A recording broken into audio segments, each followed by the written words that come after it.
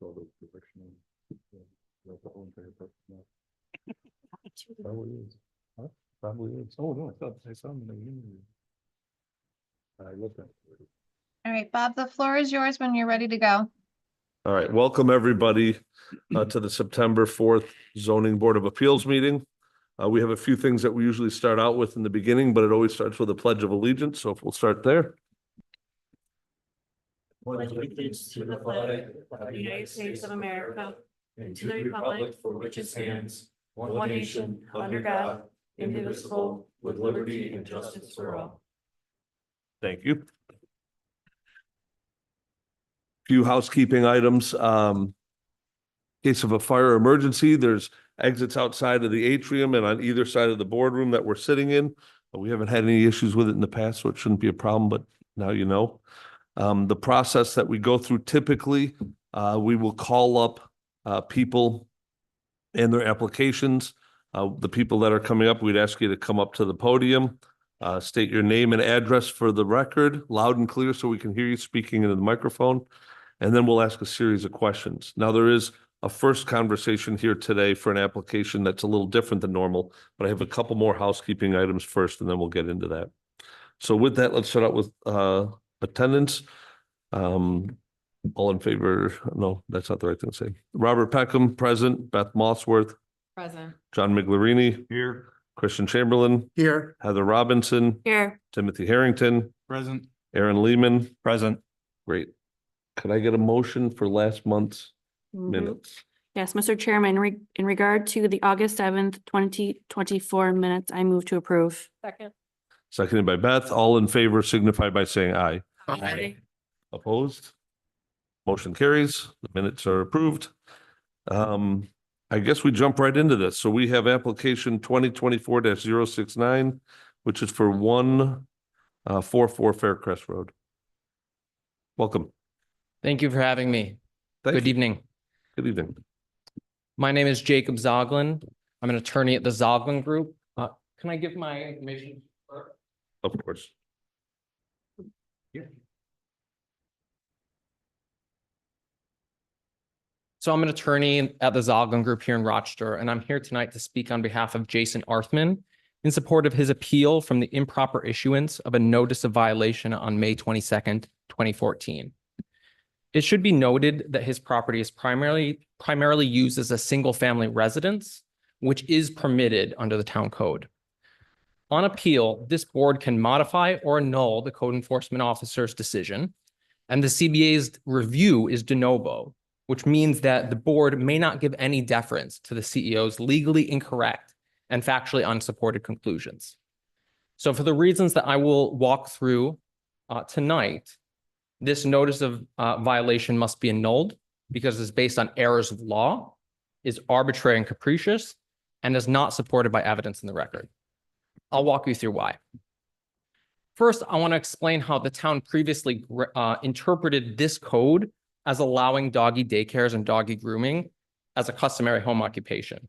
So as an initial matter, my clients communicated with the town's prior code enforcement officer, at which time the code enforcement officer interpreted the town code as allowing doggy daycare and doggy grooming as an authorized customary home occupation in the district in which this property is located. Nobody ever challenged or appealed that determination to the Zoning Board of Appeals. And so that interpretation needs to be relied on. It was appropriate for my clients to rely on that interpretation, and it remains good precedent that the code enforcement officer has a legal obligation to comply with. She neither complied with that precedent nor explained her reasons for ignoring it. Accordingly, to the extent that there even is any non-residential use of the property, which the CEO has not established, such use complies with the requirements for customary home occupation under the town code because there is no exterior evidence of non-residential use and no activities alter the residential character of the property. Despite the town's prior interpretation that this use is an authorized customary home occupation, the code enforcement officer reached an opposite and inconsistent determination on essentially the same facts without explaining why, which is arbitrary and capricious as a matter of law. because New York state law requires that agencies and government officials act consistently with precedent. They need to treat people the same and treat people the same under the same circumstances. And so their failure to do that alone is enough to annul the notice of violation. Next, I want to point out this notice of violation isn't based on any valid evidence. The notice of violation does not identify facts to support the CEO's novel and inconsistent interpretation of the town code that allege that the use here is not a customary home occupation, which is really shocking that they would make that kind of factual assertion in the face of a contrary interpretation from a code enforcement officer.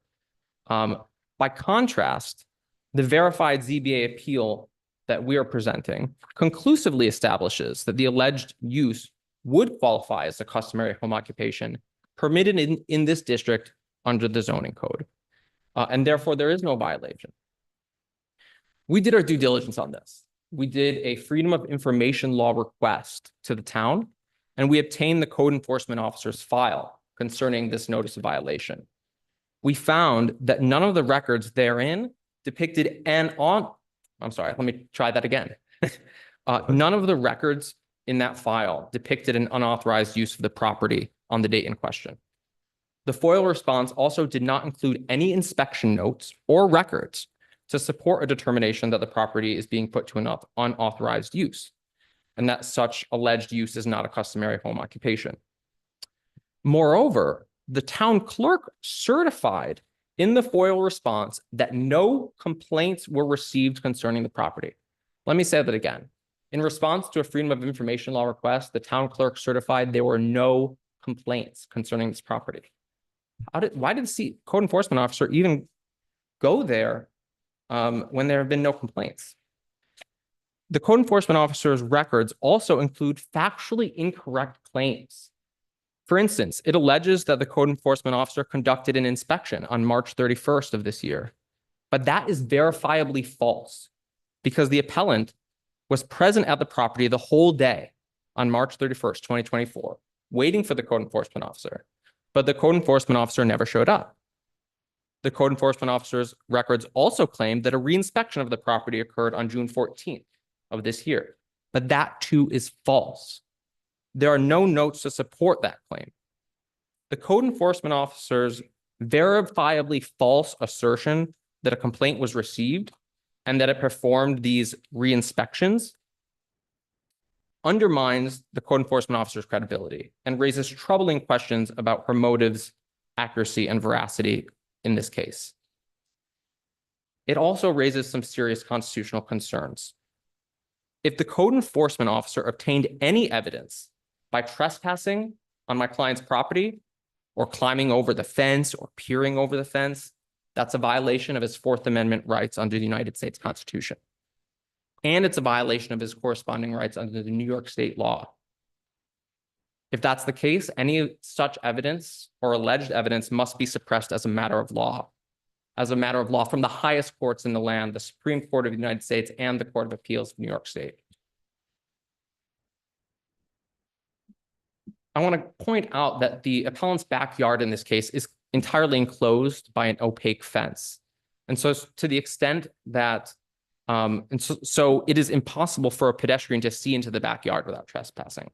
So again, there's no external evidence of a home occupation. And to the extent that the code enforcement officer alleges that anything in its file depicts the enclosed fenced-in backyard of the property, such alleged evidence would necessarily have been obtained in violation of my client's rights, and so may not be considered in issuing the NOV or deciding the appeal. You can't climb into someone's property and perform a warrantless search and then try to use that as evidence. Here, it's just undisputed that the code enforcement officer neither had permission to be on the property nor had a warrant authorizing her to enter upon private property to search for evidence. Accordingly, any entrance upon the property was illegal, and any alleged evidence obtained thereby is what's called the fruit of the poisonous tree, and that must be suppressed. So one thing I want to wrap up with is the town has consistently treated doggy daycares in dog grooming as a customary home occupation under the town code. And as explained in our submissions, there are several doggy daycares and dog grooming businesses operating as home occupations within the town, which the code enforcement officer has not issued notices of violation for, and which have historically been allowed to operate as customary home occupations. This confirms that such uses are customary home occupations under the town code. Now, we offered evidence both of those in the district in which we're discussing, as well as, I think, 5 or 6 other doggy daycares or dog grooming in the vicinity of the town. And during the working session, one of the town board members acknowledged that one of the referenced dog grooming businesses does operate within the town. No evidence. Did you say dog grooming business or in that last comment? That there are dog grooming businesses and dog boarding businesses operating in. I just didn't hear well. I'm sorry. Okay, no problem. And the evidence, no evidence or precedent indicates otherwise. That is, no evidence or precedent indicates that this should not be an authorized home occupation, or that it's not permitted. For these reasons and those stated in our submissions, we respectfully ask the ZBA to grant the appeal and annul the notice of violation. Now, we have some additional information from my clients that they may offer, as well as some comments. But at this point, I'd like to ask the board if the board has any questions concerning the appeal itself, the I believe 3 letters that we sent to the board, or any other information in the record of this appeal. I would like to hold my questions till I hear both sides of this. Right now, I guess, is there any questions? I do have a question. In your interpretation, what is going on at 144 Faircrest Road? As it relates to dogs and servicing of dogs in any way? So the code enforcement officer didn't offer a file as to that. The question is, in your interpretation, what is going on at that residential address? They have a primary residence, and I'll let my client speak as to any non-residential use. But I will make a note that as the prosecuting body, the town has the burden of proof, and they haven't offered anything as to what is going on inside the property or what is going on at the property. That's the town's burden. So is your answer that you're not aware of what actually is going on at this address? I'll let my client speak to what's going on there, because I don't go to their property, so I can't speak with firsthand knowledge. Okay. So I'll let them speak to that and allow them to answer your questions. Is that okay? Yes, I don't want to seem cagey. I just don't have firsthand knowledge, and it wouldn't be appropriate. we'll let for me them to- answer. Yeah. Eric, should we let the town attorney go first, or is this something that we should ask questions on? Is there preference for this? No, we can allow them to answer Okay. the questions that were posed. I have a couple questions for him. So do we want to let him up? Wait, have them come up and state their names and Please, for the record, make sure you state your name loud and clear into the microphone. Christina Arthman, resident at 144 Faircrest. And I'm the owner and operator of Free Spirit Hounds, which is a small daycare boarding place that we've been operating since 2018 when the town said it was okay. Okay. Tim, does that answer your question? I can go into detail, but. Yeah, actually, if you would just give us a, Yeah, so if you you- gave us the name and the timeline. So tell us what goes on there, if you would. So, I can go back a little bit further. We bought the house in 2012. At the time, I was going to school for vet tech. I worked as a vet tech. I did all of my pet sitting services out of the house, meaning I went in for drop-in visits. I scooped cat boxes, dropped Sure. food, walked dogs. In 2015, we had a daughter that was disabled, which required me to leave my job. I therefore sought more out of the house work to kind of compensate for losing my job and something that I can take her with me. Then we ended up having a disabled son, and it made it a little bit harder for me to leave. So for a long time, I still took a double stroller. I walked dogs. I did what I needed to for that 2 years. We applied for a fence permit in the summer of 2018. like a solid vinyl fence, because we had two kids, one's autistic, one's hard of hearing and can't see well. So we needed a fence. We have a creek that runs through the middle of our property. Mhm. We got married that summer, and then when I was handing in the marriage certificate, I happened to ask if I were to do this on property, are there permits? Is there licensing? What do I have to do? And I was told if it's within the house and the property, it's a home occupation For what specifically? for Right. running boarding and daycare. Specifically at that time, I was asking for boarding, which is dogs staying the night at the house. How many dogs do you have board? Usually like 5. How So- many, I'm sorry, you have kennels in the backyard. How many do you We don't have? have actual kennels, so it's just a area that we fenced off within our yard Oh, okay. so that we. run. Yeah, it's a dog run essentially. So it's got turf that we clean and sanitize every single day. It's an area for the dogs to go to the bathroom and for us to still have part of the yard without having to search for And- dog poop, and it Just for keeps the it record, healthier. The dog run we actually put in 2015. We have a husky that frequently escaped the yard.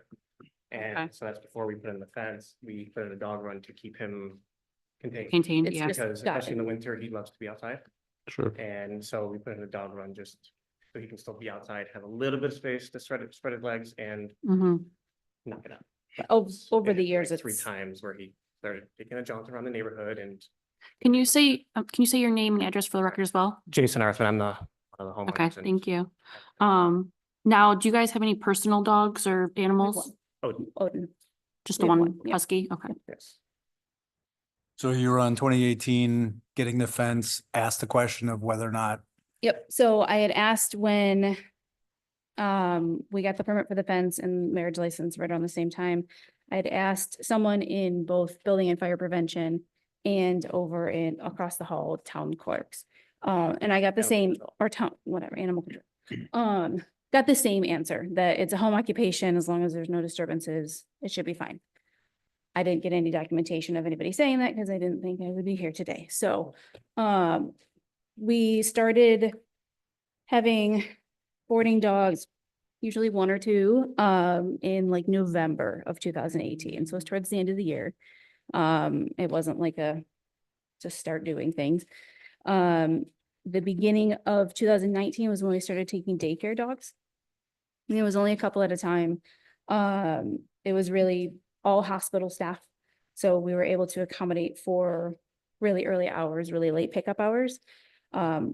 I decided to do that in part because we spent months in a hospital with nurses and doctors.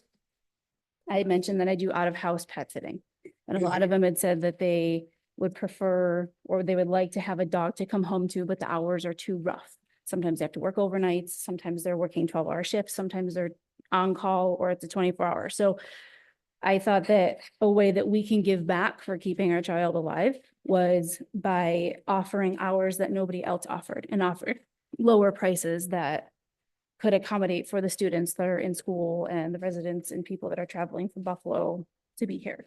So that's the base of why I do this. To this day, like 98% of who we have, or they're all hospital staff. We've got nurses, emergency room surgeons, EMTs. That's just how we've, word of mouth with people on the floor. That's how we bring in dogs. Before I did this, I also trained dogs. So everything that we do on property, the dogs are under control. They're well maintained. They all have obedience skills above what typical house dogs have. We are outside with them when they go outside. Everything is supervised. There's no barking. How do you stop barking? It's a process. Well, so one thing to note is we don't have a lot of clients. We're small. And right now the average client has been here for 38 months.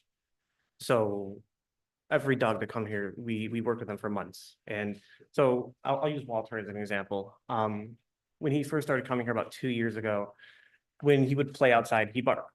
Like that's how he played. And we trained that out of him we would send him inside. He liked playing outside. So when he started barking, we'd send him inside. And he learned in about a week or 2 that barking got him sent back inside. and he no longer barks outside. And I mean, mostly it's just that we don't have, all the dogs know each other. It's the same dogs every day. They just don't bark. They go outside, they potty in our dog run, and then they come inside and they'll play a little bit inside. But I mean, it's a really, we have furniture out there. We have a couch. It's a really relaxed environment. And it's just like when a new dog comes in, like I said, there is a brief period where they're mostly barking inside because it's a new environment for them.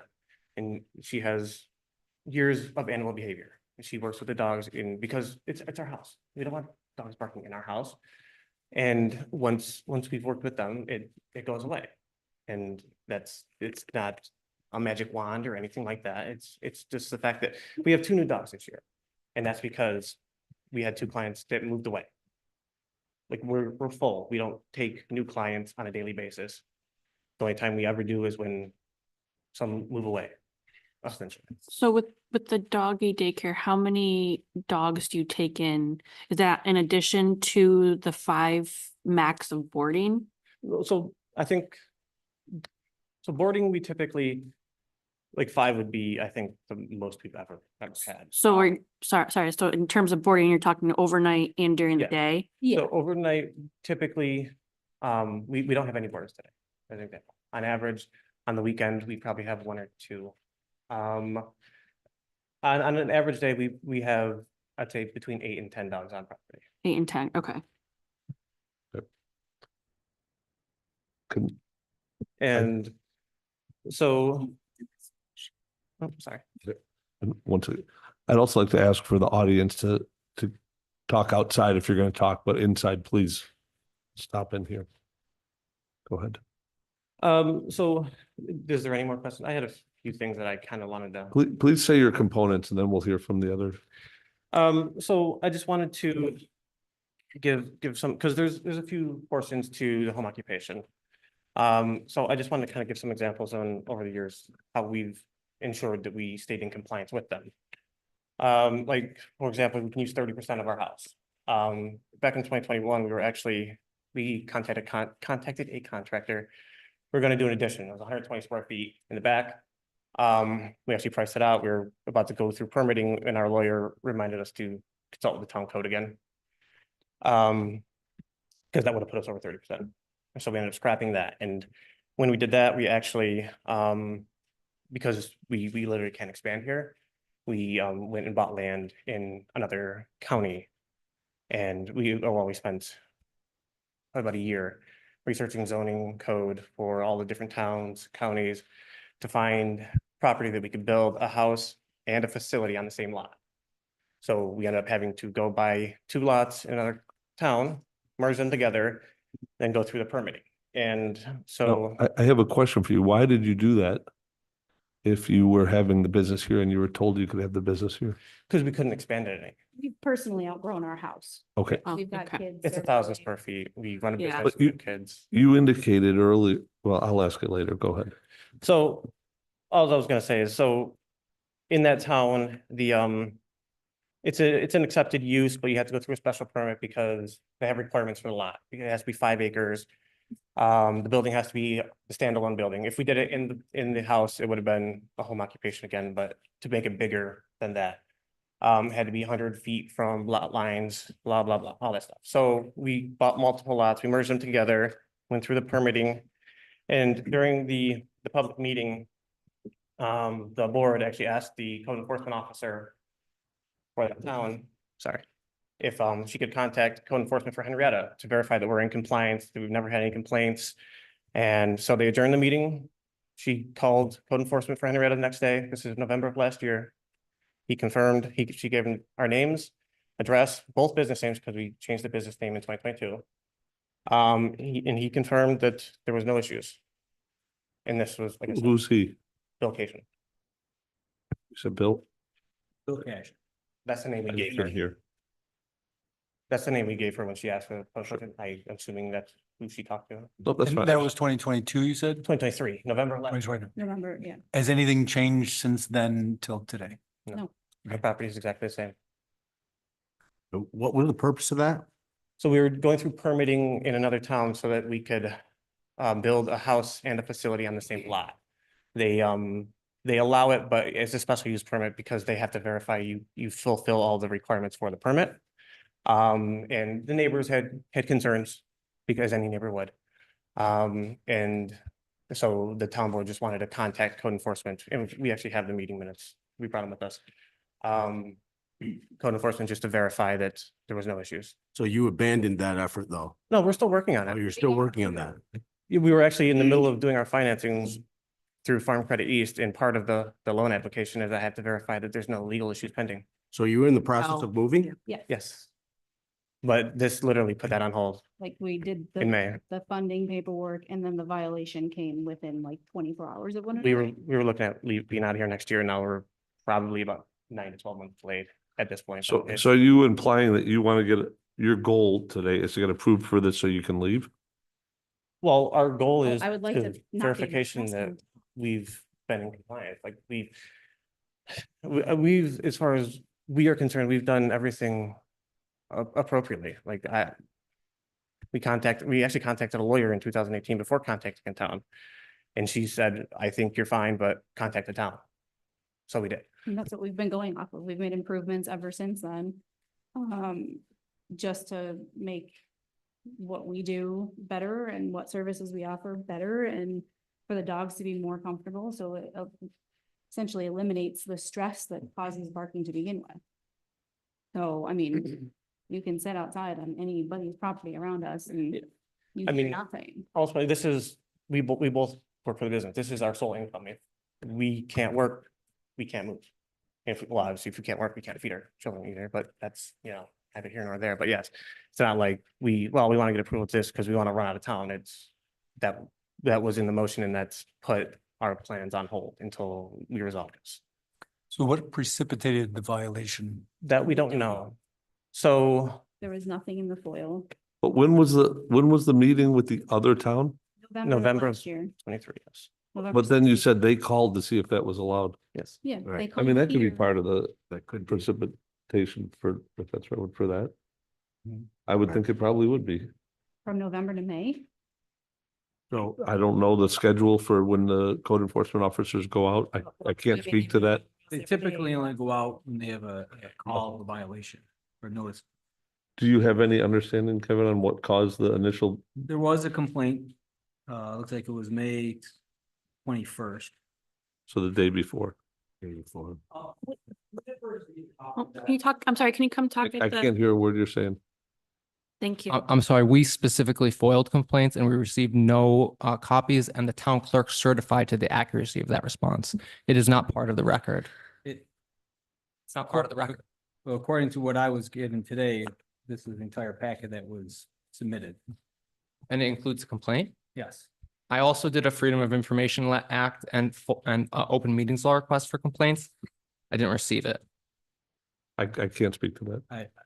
I can't speak to, I didn't do the FOIL request myself, but my staff did, so. I don't mean to, I'm not trying to criticize you. Would we be able to obtain a copy of Can you make the? a copy of that for them? Sure. Okay. Thank you so much. Yeah. I just wanted to bring that to the board. Thank It, you. it is in the copy that they received in the FOIL request. I have it right here in my possession. I'm the one who satisfied that request. It was not in there. We'll make sure there's a copy of it today. We'll recopy it. So you Um, guys I- are testifying though that this is your sole occupation for both of you, Yes. this business, and this is what you run out of your house. We've your been home doing right this there. since 2018 and we've never had a problem. So I worked in real estate law for 13 years. Once, when we were doing the permitting for the new business, I ended up leaving my job so that we could focus on, it's a big move, it's a big change. So I left my job to kind of focus on getting moved up, because once we're moved up, we literally have to both be full-time with the business anyways. One question I do have here is on the application or it says that there are not multiple employees working on the property. Well, if you're both working. Well, on the same But the house- residents So the too. town code lets residents of the house, Oh. by that, I mean, we don't have any outside non-residents Correct, working I here. agree. It's literally just the two of them. Okay. So like for Christmas last year, we wanted to take the kids on vacation, so we had to close the business because we can't have anybody come and take care of it for us. Okay. Now, I heard Mr. Zoglin stating that there was no proof that there's a business there. That's what I believe you said to us when you were presenting earlier. No evidence of non-residential. Oh, no evidence, No external evidence, no external evidence. which is a reference to the town code. What about the truck and out front that's got all the labels all over it? Is that any external evidence of it? Yeah, I'm sorry, can you talk in the microphone, please? Thank Yeah. you. That wouldn't be external evidence. That's just someone parking a vehicle. Any person can, even businesses can come to your house and park a vehicle there.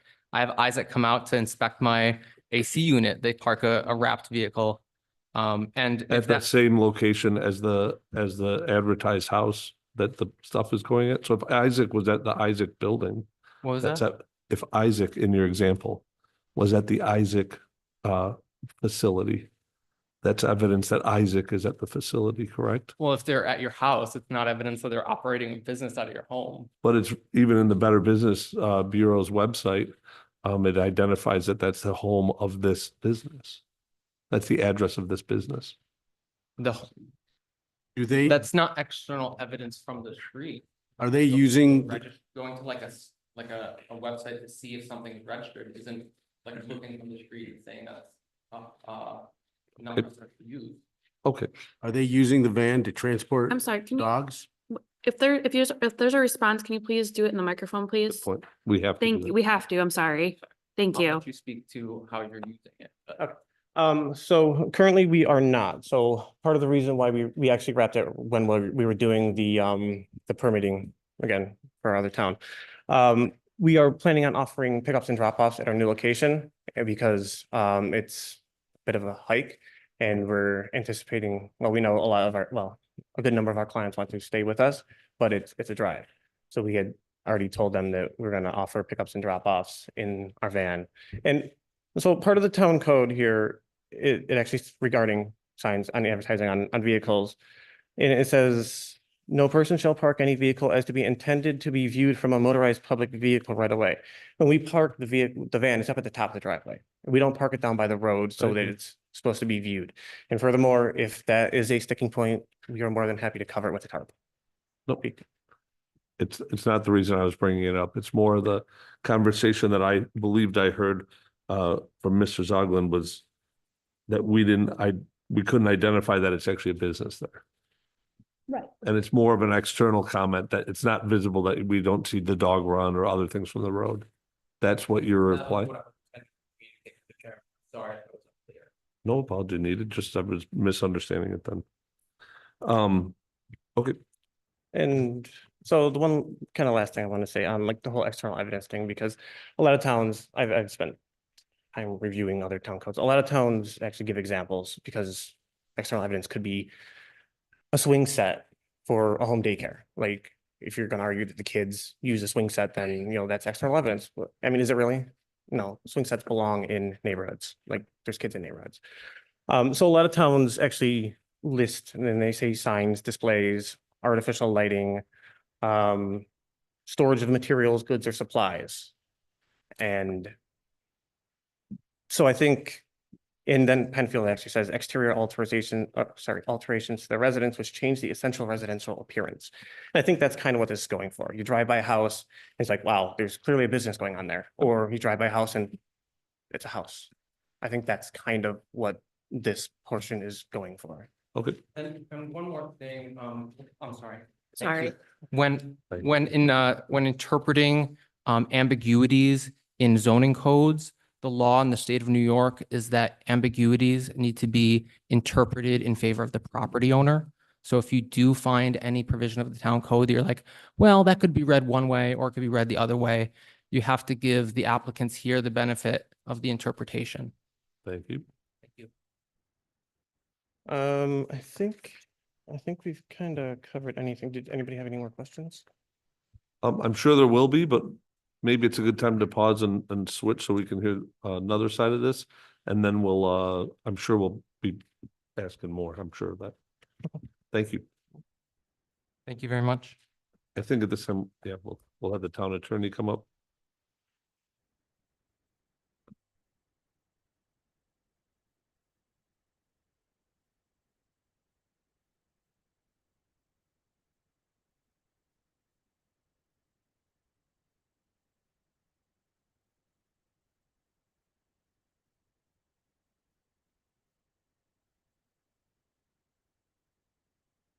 Good evening. My name is Daniel Mastrella. I'm the town attorney.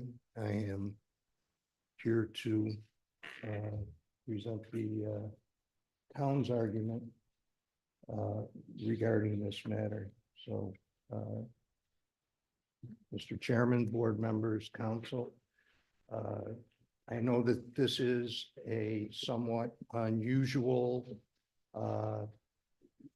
type of application. It's not unique. It's happened here in Henrietta before. I think the last time was 2012. It happens elsewhere. It's in state law that this board gets to, upon an appeal, review the determination of the administrative official and make its own determination. The way this is set up is a little odd in the sense that it's Mr. Wilson's determination or his office's determination that you are reviewing, and obviously he sits and provides information on a regular basis with this board. First, I'd like to address some of the issues that Mr. Zoglin just raised.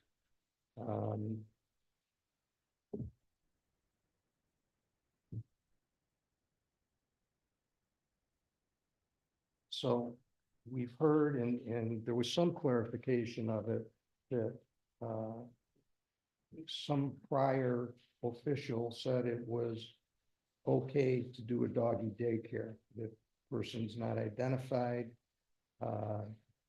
Mr. Wilson can verify that we have searched the various records of his department to determine if there was ever any application or a record of any inquiry, and we find none. So there certainly was nothing formal in that regard. I'm not disputing what the applicants have said, that they had a conversation, and perhaps they were given that advice, and as I'll get into momentarily, I'm not going to pass judgment on that advice, but perhaps it wasn't altogether incorrect at the time. If they were taking a dog or two in, and I'll get to that after I've responded to some of the other things that Mr. Zoglin said. So they've appealed the determination that's set forth in the notice of violation that what they're doing at 144 Faircrest is not a permitted use. So a notice of violation was issued by the code enforcement officer. A notice of violation is just that. It's a notice. You're in violation. Correct it or further action can be taken. It does not need, like an accusatory instrument in a court of law would need, to be supported by allegations of fact. It simply doesn't. It's a notice of violation, and that's all that was issued in this case. Mr. Zoglin claims that it's not based upon any evidence in the foiled records that he received. I would dispute that. I have, and I have available to the board, if the board wants it, the foiled records that he received. The bulk of the evidence in this case comes from the applicant's own website and Facebook page. There's clearly now a commercial operation with various dog boarding, dog daycare, dog training, some grooming, not intense grooming. And I have that to give to the board should the board wish to see it. You can go on their own webpage, freespirithounds.com. I did so as recently as today, and there are a number of services offered that I'll get into shortly. The situation with the complaint and the FOIL is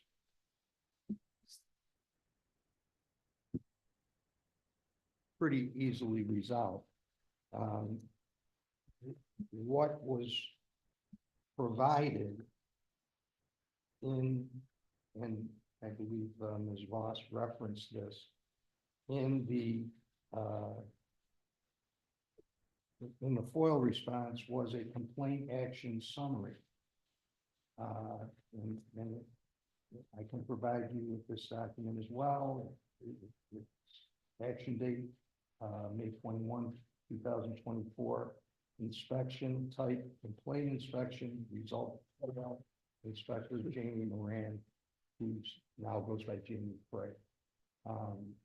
And then it's got notes as to what occurred thereafter. There were no further inspections done. There was a dispute as to when an inspection might be done, and could the town accommodate a time slot when the attorneys could be present. And it's my understanding that they said that is not the way we do this. We don't schedule a time certain for inspections, which makes sense because you can, of course, manipulate the premises if you know exactly when and where somebody's coming and what they're looking for. But the fact that there is no written complaint doesn't mean that there wasn't a complaint. A FOIL request is a request for a record. It is my understanding from my conversation with Jamie Frey that there was a phone call complaint, a not identified complainant, and she followed up on it as one would expect her to do. And from the evidence that she discerned, while looking at the property from the road, took 3 photographs. One shows the opaque fence, and you can see what appear to be some structures peeking out above it. Shows the house itself, and another shows the vehicle parked in the driveway. Based upon that, she was able to identify the name of the business and did some research. She was able to both find the website and the Facebook page, and screenshotted a number of items from that. She checked with the Department of State for a business, and there is a business. It's an LLC. It did change names, as the applicant just told you, relatively recently. And it is listed to 144 Faircrest Road, as is the Better Business Bureau list.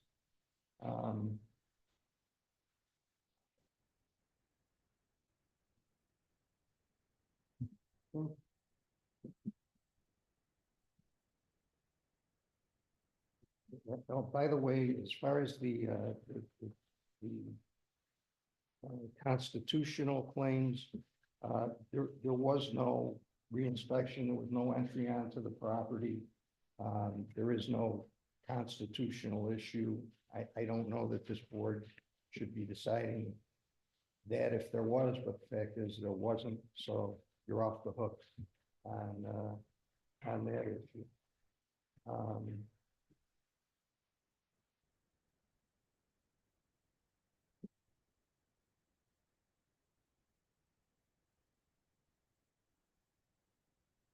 So having responded to most of what Mr. Zoglin presented, let me now present to you what I believe to be the town's position on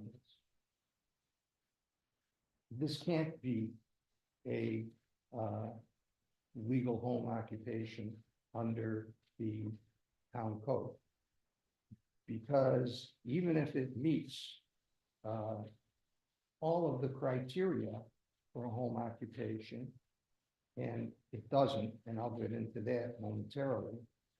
The fact is that under section 295.42 of the town code, subsection 4. The harboring of more than 3 dogs is prohibited in a residential district unless the town board issues a special permit, and there is no special permit issued in this case. Harbor is defined in the agriculture and markets law. Harbor means to provide food or shelter to any dog. So even if this operation met the criteria of sections 295-2, which defines customary home occupation, and 295-7 subdivision 4, which permits customary home occupations in residential districts with limitations, the harboring of 3 or more dogs itself is just not permitted. And hence, there can be no legal home occupation. You can't legalize a non-permitted use by calling it a home occupation. Now, it's entirely possible that, I wasn't present for the applicant's conversation with town officials back in 2018 when they got their fence permit. But it's entirely possible that somebody told them, well, yeah, if you're gonna keep someone else's dog overnight, that's okay to do. You only have 1 dog yourself. It could be like that. I really don't know. But the way the operation is now, where by their own testimony, there's 8 to 10 dogs in daycare, up to 5 dogs in overnight boarding, that clearly is not allowed by the town code.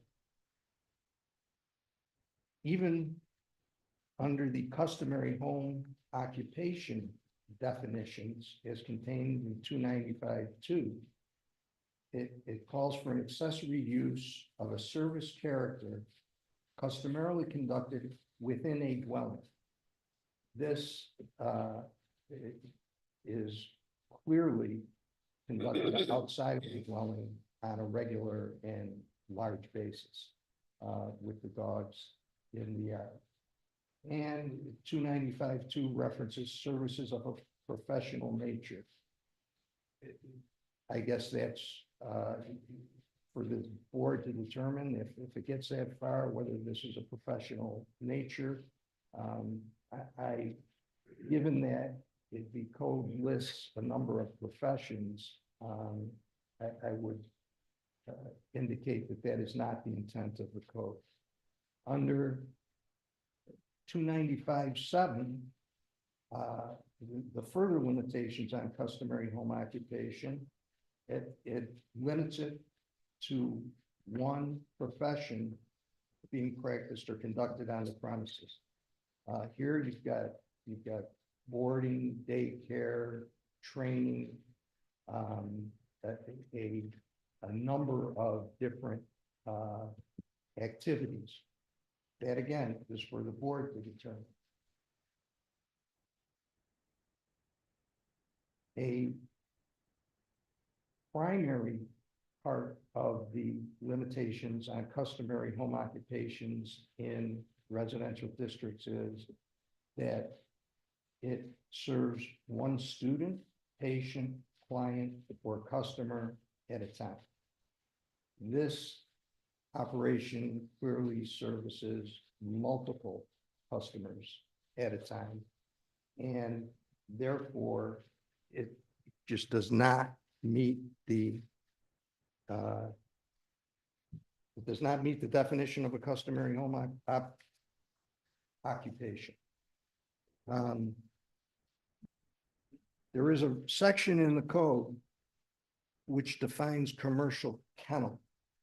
It's in 295-2 of the code, and it defines commercial kennel as follows: a structure used for the harboring of more than 4 dogs or cats with attendant commercial services that may include boarding, grooming, breeding, raising, and or veterinary care.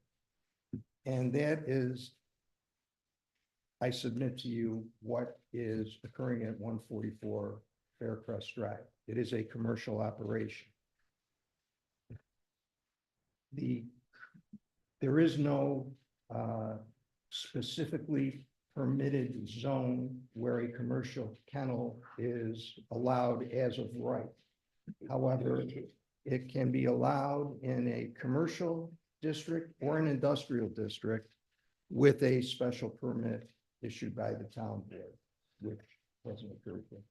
Do both of those location types require a special permit, you said? Yes, So even commercial and industrial require additional approval? yeah, so the commercial kennel is defined, but then it isn't, it doesn't appear elsewhere in the code as a permitted use.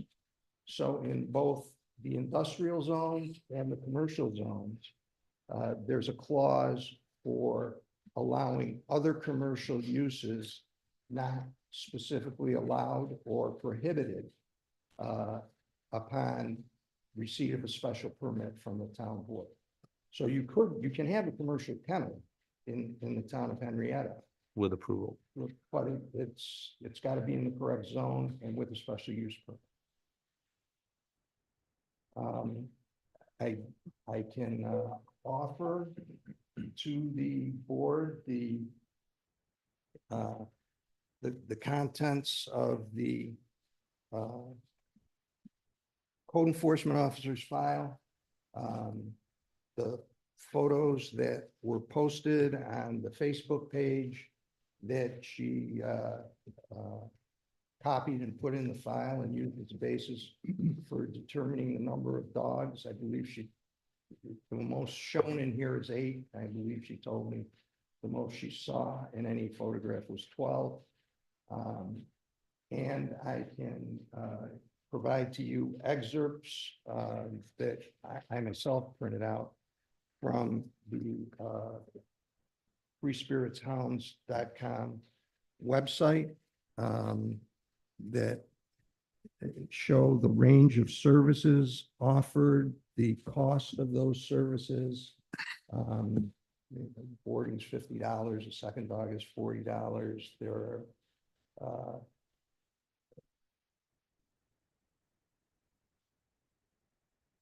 a snuffle mat where treats are hidden, frozen filled Kong, nail trim, 30-minute walks, candid pictures of the dogs, enrichment sessions, snack and play, and all with a fee attached on top of the daycare or boarding fee. This is not in any fashion meant to be a criticism of the residents of 144 Faircrest. On their website, they get and post great reviews for their services, but it's just not an allowed use. And the code enforcement officer was certainly well within her jurisdiction in issuing the notice of violation. It's one of those things where when you find it, you got to do something about it. Mr. Zoglin did submit in one of his letters a list of 5 or 6 other operations that he felt were of a similar nature in the town of Henrietta. Code enforcement, Ms. Prey and Mr. Cashin both promptly visited each location the day after receiving that notification and were unable to glean any evidence of a commercial boarding daycare operation being conducted there. It doesn't mean that it's not being conducted there, but they didn't have any evidence of it upon which to take any enforcement measures. I hope I've addressed most of what's been brought up here. If not, I'm available to answer any questions and provide you this documentation. On May 21st, why did the code enforcement officer go to this address? The code enforcement officer received the complaint on May 21st pertaining to noise and traffic at the location. That is something that she orally relayed to me.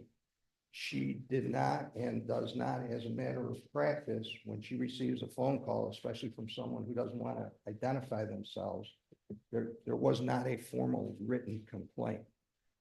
So there is no record of that other than her record of taking action on the complaint, which was provided to Mr. Zoglin in the oil disclosure. So not documented, but what do we know? Was the caller identified as a neighbor? How would they have heard the noise or? I don't know. We don't know. I do not. I don't believe the code enforcement officer knows either because the person did not identify themselves.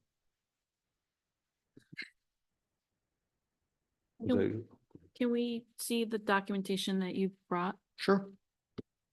Um, So this seems very is, reasonable. this is these are documents that were all in the FOIL response. If you could just send me an email and I give you my card and you can send it over. Yeah, yeah, we'll get you. Thank you. No problem. Appreciate it. And then this is, these are just some pages that I printed from freespirithounds.com today.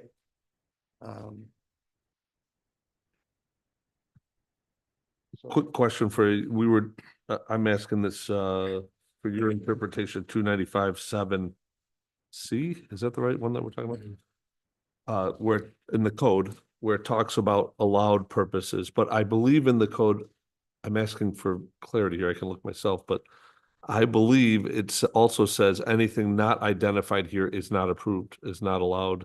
And my wording may be slightly wrong, but is that valid? In 295(7).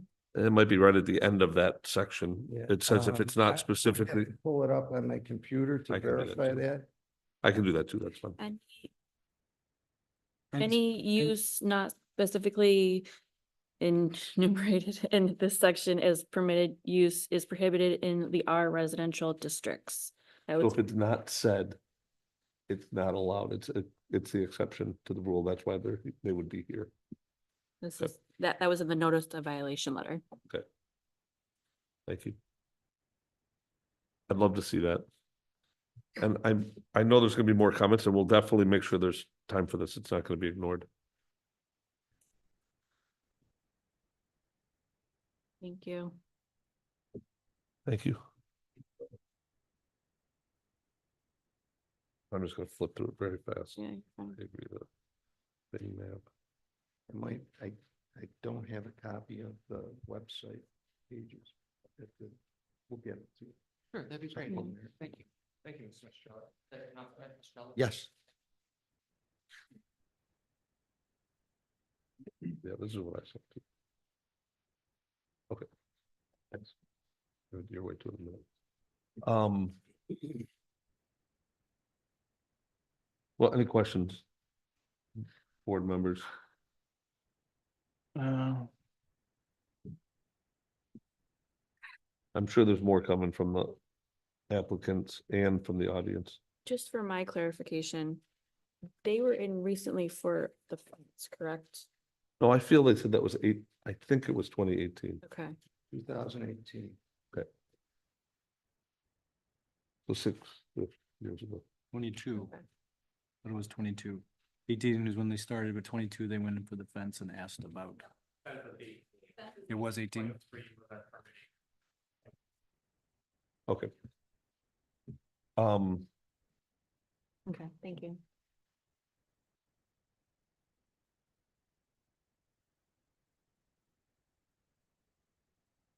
So I think we'll ask Arthmans to come back up because I think there's more they want to say. Is there anything else that you want to say, Mr. Michelle? And Unless you've got questions. I don't know, we might have more, so don't. Understood. I won't go into. If you'd like courtesy copies of any of my submissions. If you give it to us, we can't give it back. It looks like that's the case, but Thank you. So if it's all right, I'd like to talk through some of the points made by Mr. Mistrella. And I'll try to go in as much in order of the things he raised as I can to make it easier for the board to follow along. I want to make a point that he referenced that there wasn't something in the record about the interpretation, the prior code enforcement officer interpretation. I want to make a point that no one has ever denied that the code enforcement officer made the prior interpretation that the home occupation was authorized and permitted use in this district. And there's the only evidence before the board is a verified appeal from my clients saying that they did receive that interpretation. So that's under oath, it's a verified appeal. There's no evidence counteracting that. The You have verified questions? appeal, are you implying that it's on paper? We provided the verified appeal to you as a basis for appearing before this board. Yep. So it verifies that is under oath saying that they requested the interpretation and received one, and that's what it said.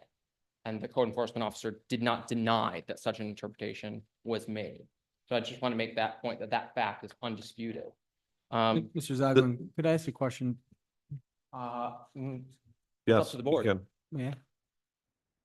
Do you know that in fact, your clients talked to a code enforcement officer or just a town official or employee of the town? I don't got have this personal knowledge of it, Okay. so I am, it's what is in the note of appeal. And they've come before the board and spoken to this board, and I think that that's clearly unopposed in the record. To the extent that Mr. Mistrell argued that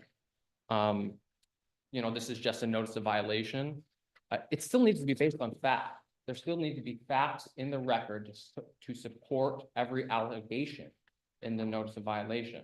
And that's just not the case here. There was also, Can I ask you a question on that? oh, yes, Mr. Chairman. I would like to understand how your interpretation of the code 295.7C, I think is the one that we're talking about. But even if I'm saying the wrong number, the one that we're here talking about, 295.7, how you identify that is different than what they are doing. The customary home occupation definition. You want Yes. it? Okay.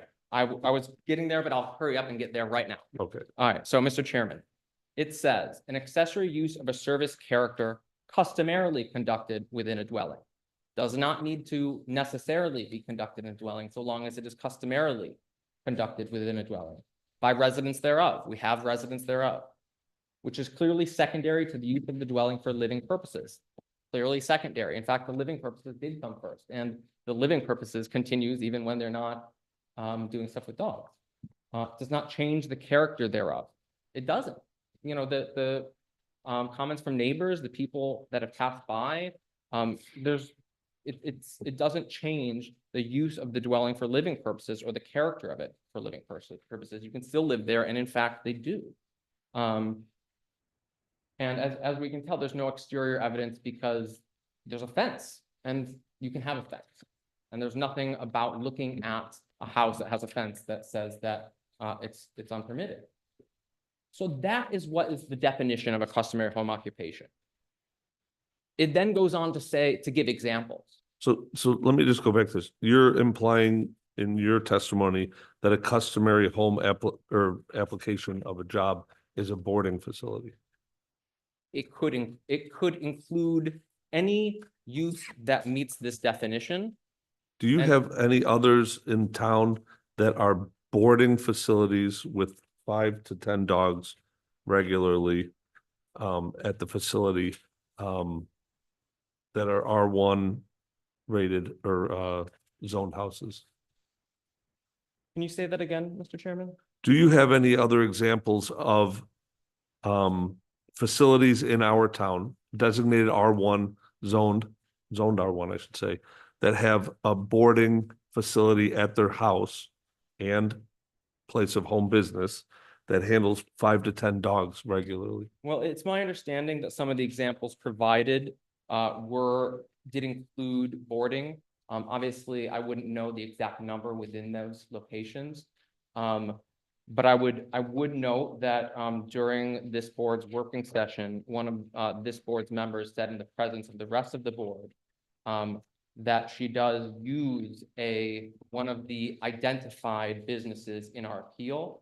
I think they referenced one of the dog grooming businesses also. But so dog they know- grooming, They know dog, that it's operating and purporting to be a home occupation within this town in a district that the code enforcement officer said was a violation for my clients, but not others. how many dogs does that facility have? The board member who spoke about it would be able to tell you more, but. She did. She said one at a So time. she has knowledge of at least one. Okay. But you know, the customary home occupation law doesn't have a number for dogs. So, you know, for the board to draw the distinction, it needs to adhere to the definition here and not import other meanings from outside the definition. And to the extent that it talks about professional services in the definition, those are examples. It doesn't say only. And when towns write codes and give definitions, if it doesn't exclude things, then we can't define it in a way that excludes things. So it's your position that the services that they describe, they provide, do not fall within the town's definition of a commercial kennel in 295-2B. I haven't reviewed that section, right, because it wasn't part of the appeal. I would need to take a look at that. But regardless of whether it meets the definition of a kennel, it clearly constitutes a customary home occupation that under the zoning code for an R1 district, customary home occupations are authorized in residential structures. It would not otherwise be prohibited in this if it were authorized as this, as many other businesses in the town are authorized. So you believe if it qualifies as a commercial kennel, it could still fall under a customary home authorization? I believe if it meets the definition of a customary home occupation, then it would be authorized use in this district. I would need to take a look because the provision you're quoting, I don't know if it's attached to other things. I don't know in a vacuum, but regardless of the context in which that section is used, if the definition of a commercial kennel in this situation also meets the definition of a customary home occupation, there's no basis to say that's not a permitted use. Let me explain. To say that the commercial kennel is not authorized, you needed to make another leap. You need to say it's not authorized because anything not specifically authorized in this district is prohibited. That's what it says. And no, you're right. That's what it says. That's all zoning codes say that. They say any use not explicitly authorized is prohibited, and then they go on to say what uses are allowed as of right, Yep. accessory use, home occupation, etc. Home occupation is a permitted use. It is a permitted use under the zoning code in this district because in R1 district, it specifically says, single family residential and customary home occupations. And so if it meets the definition of a customary home occupation in the definition section of the town code, then it is permitted in this zoning district, regardless of whether it also meets a different definition. So, Mr. Chairman, may I ask a question? Of course. Aside from the 295-7, are you saying that whether or not that this business qualifies as a commercial kennel, it should qualify under that 295-7 customary business, even if the business meets the definition of commercial kennel, which is prohibited by the town code with a special permit, and limiting that to a commercial or industrial zoning? I think I see a misunderstanding of the code, Mr. Well, can I read that section of the code to you? The commercial kennel definition? Sure. So it says a structure used for harboring of more than 4 dogs or cats with attendant commercial services that may include boarding, grooming, breeding, raising, and or veterinary care. So the number of dogs that have been testified, by definition, this is a commercial kennel. Okay, so you're looking at the definition section in the town code? Yes. Okay, so whether or not something is a commercial kennel doesn't mean it's prohibited. Something is prohibited if it is not authorized in the section for, let's say, R1. You have permitted as of right, accessory uses, conditional uses, things like that. One of the uses that's authorized in the R1 district is home occupations. So your question of, is this a commercial kennel, and is that, or is it not authorized, is a little bit off, because the question really is this a home occupation? Because if it is, it's authorized in this district under what's permitted in R1 zone. So because the R1 zone doesn't say commercial kennels are prohibited, it says anything not permitted is prohibited. So you have to look at what is permitted and see if it falls in that category. It's a small list of things that are permitted. One of them is home occupation. But not a commercial kennel in a residential area. If it's a home occupation, it is, because home occupation is specifically listed. But in the You're- Henrietta Town I Code, think you're stretching it that. says no more than 3 dogs at your residence. Actually, it doesn't say that. The portion about harboring, the town code does not define harboring. There's not, to my knowledge, in the town code, and I believe Mr. Mastrella acknowledged, it is not defined in the town code. He had to reach towards an unrelated state law statute, the Ag and Markets Law, which the town code does not incorporate unrelated definition from the New York State Agriculture and Markets Law into the zoning code definition of what is a permitted use. It doesn't say that anywhere. And to the contrary, the law in the state of New York is when there's ambiguity as to a meaning in the zoning code, it must be interpreted in favor of the landowner. So there is the idea that they're harboring them is just not true, because generally when you look at harboring, you know, I do some code enforcement stuff for a town out on the east side. And when we talk about harboring in that context, what we're talking about is people that own dogs and keep them at their household. That's what generally is what we think of as harboring. We don't think of it as like, oh, can you watch my dog for a night? Is that your definition of it, or is that the definition of a town? It's how we apply the term harboring in the municipality on the east side for which I prosecute code enforcement violations. Why would commercial dog kennel be different if that's how we interpret it? Commercial I'm Kennel. interpreting this as a customary home occupation. Whether or not it's a commercial kennel, it's still a customary home occupation. If we go back to the definition of a customary home occupation, this shall be understood to include the professional office or studio of a physician, dentist, teacher, artist, architect, engineer, accountant, musician, chiropractor, podiatrist, lawyer, manufacturer representative, real estate salesman or broker, travel agent, insurance agent, business consultant, and any other services of a professional nature. Is there something not in this list? Do you notice? So, Mr. Town Attorney, that is illustrative. It is not an exhaustive list. And That's when true, it's illustrative, but do you notice any other services of professional nature? There's no animals in any of the services that are listed here. So if I'm going to read this list and then construe what would be included in this list and what would be any other services of a professional nature, am I to make the leap that that would include services, veterinary services, or something that requires a license for services to animals or something of that nature? Mr. Town Attorney, I believe you're ignoring the first part of the definition. The second part is an illustrative list of what types of things are what types of things are professional services. Yes. It is to include. It does not say only, and it does not say that it excludes things. And normally, if you're going to say it's going to exclude certain things, you're going to say, if it meets the definition, Okay. if you don't define things that are excluded, anything within that definition is So included. can I read the first sentence? Yes, you may. Accessory use of a service character customarily conducted within a dwelling by the residents thereof, which is clearly secondary to the use of the dwelling for living purposes and does not change the character thereof or have an exterior evidence of such secondary use. And you believe that would include a kennel, a commercial kennel?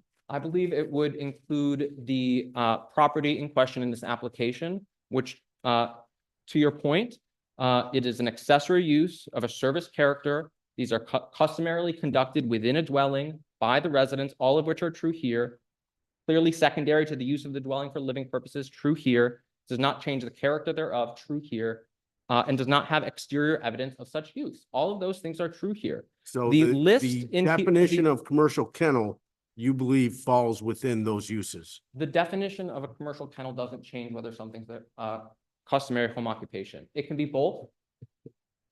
And there's no reason to think that it can't be both. There's nothing in here that says that, kennel or that doggy daycares are prohibited or can't be customary home It occupations. does say that it's excluded if it's not in the list. If it says it's excluded, it's not permitted. This definition is inclusive enough to permit doggy daycares. Also, I'll make the point that in a lot of other towns, even around here, when they have customary home occupation and they want to exclude things, they'll define exactly the types of things they're talking about and say it's limited to. They don't say it includes these things, because includes means it includes other things too. And if, to the town attorney's point, if you're saying that the code is ambiguous as to the meaning of customary home occupation, then that ambiguity as a matter of law must be construed in my client's favor. I disagree with your comment. It's not ambiguous. It says any use not specifically enumerated. Specifically spelled out is the way I hear that. And if you read I'm reading it word for word. Let me finish. Okay, Any use not specifically enumerated in this section as a permitted use is prohibited in the R residential districts. and if we look at the rest of the R1 language, if you go to the rest of it, for the permitted uses section, Yep, hold on. I'll wait. I'm sorry, the phone's small, so. No, I'm not giving you a hard time. I'm really not. The allowed uses, there's not that many of them. Single family dwelling, farms, greenhouses, plants, nurseries, customary agricultural operations. But it's excluded if it's within 100 feet of any lot line. Public parks, and here's the home occupations, 295-2. Is located in the dwelling. The office or a studio is located in the dwelling in which the practitioner resides and does not occupy more than 30% of the total floor area of the residence, which was referred to by the applicant. Not more than one employee may be used, no other office shall be located on the premises, nor shall any other profession be practiced or conducted in the premises. Any instruction given or professional services or care rendered shall be to one student, patient, client, or customer at a time. Are you guys testifying that your 5 to 10 dogs that end up there is from one person? That was about instruction, right? And it doesn't say that they provide instruction to more than one dog at a time. From Are more you- than one customer too? Are you saying that the services though, so let me ask you this, are you saying that by providing boarding to say 5 dogs at a time, that's not providing services to 5 clients at a time? Well, it's specified, restrict that only to professional services. It says in there, professional services. It does And- say professional services Yeah, or so- care rendered shall be to one student, patient, client, or customer at a time. At a time. Right, so they're not providing instruction to more than So- one at a time. Boarding though, they are providing boarding to more than one at a time. Does it say boarding? That's for the service. I actually wanted to address that. So it's actually in my what I wrote up here. So basically, we have a booking system. In our specific context, our clients are our clients. The dogs are not the clients. Our clients come one at a time. They have times booked so that they don't overlap. In New York State law is clearly defined that animals are property. And while I disagree with that, that is New York State law. There's case law on that, and there's actually case law specifically regarding zoning. With JE Stables versus Town of Orangetown specifically. So basically, in the context of the law, the dog is the equivalent of a table. If I refinish furniture and I have 3 tables that I'm refinishing, I'm dealing with the clients one at a time, but the property is not the client. Now, again, while I disagree with that, we care for our dog deeply, but legally speaking, they are property. They cannot be clients. And Can the, Are you done? Because I have a few things I want to. I'll sit here to answer questions. So the town attorney mentioned that part of our business is outside. So a lot of other towns, they specifically enumerate that the entire operation of the business has to be conducted inside. the we're business. not another town. Well, I'm just saying the difference here. Henrietta does not say that. So they just say that there can't be exterior evidence. And so I actually have a 2019 zoning board of appeal from East Hamptons. Code enforcement officer wrote a violation because they said dogs outside were exterior evidence because they have a doggy daycare. The ZBA found that dogs live in residential neighborhoods. Seeing a dog outside is not evidence of a business. Seeing dog toys outside is not evidence of a business. So sorry if I'm bouncing around a little bit here. The reason why we wanted information on the alleged complaint is, as we mentioned earlier, we are always outside with our dogs. We have 11 cameras on property. If they could give us a time when this alleged complaint was from, we can pull up our camera footage and verify that it was whatever dog was making noise. What part are you arguing in this comment? Like, in other I'm words, sorry, we're not, I don't know if any of us are arguing about a dog barking or not. At one point in time, from what I'm understanding, this is I don't sit in the building department or in this, the regular town hall over here. I am on the board. We hear what we see come in front of us, the documents we get for the paperwork we see. You're making a statement that we're complaining about dogs barking. No. That could have been an impotence to start this. It could have been. I don't really know. But the question that we have here is really, do you have a business at the house? And is it permitted? And or will we allow it to be permitted? That's the questions that I see. I might be wrong. That's what I see. Okay. The first thing that I hear from that is, from your testimony, there's a business. You don't have to tell me that there's a business or not anymore. You've already told me there's a business.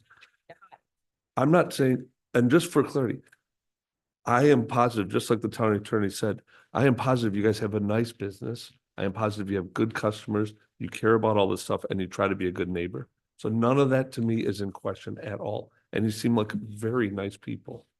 The problem is there is at some point zoning that comes across. To me, zoning is cold. Okay. It is not a, hey, I don't like you or I like you. It's none of that. It is a cold thing. We look at it with the mindset of what it is good for you versus what's good for the neighborhood and the neighbors. That is our required lens to view this through by law. So that's how we look at this. We get a notification of some sort. They take a look at it. They see that what they meaning the zone or the building department sees something, and code enforcement, I should say, sees something that potentially goes against code. They make a notice. This is what you're here for. The concerns that we are all hearing are both sides, and I have, at a personal level, I have tremendous empathy for the questions and comments that you guys are making. This is a very hard decision for everybody, whatever we decide, and it has very lasting effects on you guys, whatever that is. So we know that, we feel it, and we understand it. It doesn't mean that that's the only thing that we pay attention to. It's a component. You're one piece of this. And so I think that's an important lens that we have to continue looking through. The 7 of us have to continue looking through. We have to determine if your interpretation is accurate or if the town's interpretation is accurate, or to be honest, if it's our interpretation. We look at each event, each zoning application independently. We pay attention to other things, but it goes on its own merits. You're different than every other entity in the town. So I'm saying that in case of other things that are out there. Grooming, we may look at that different because it might be 1 dog at a time versus 5.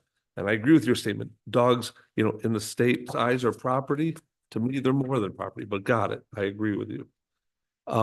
This is a concern though. However, we do have some comments from neighbors that have come in just in the past day or two.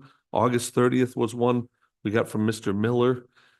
He refers to and I don't know if you have this or not. I will read it. It's part of the record as of now. It reads to the town supervisor. Greetings, Steve. This is Mark Miller writing on behalf of my mother, Janice, who resides at 93 Faircrest Road. Mom received a letter informing her that an application appealing a determination that a dog boarding business at 144 Faircrest Road is in violation of zoning code for residential area.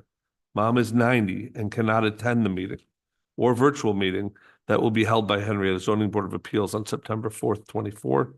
Mom asked me to contact you to express her concern, and again, this is to Mr. Schultz, to express her concern regarding this appeal, and that she is in total agreement with the town that this business should not be allowed, underlined, in a residential area.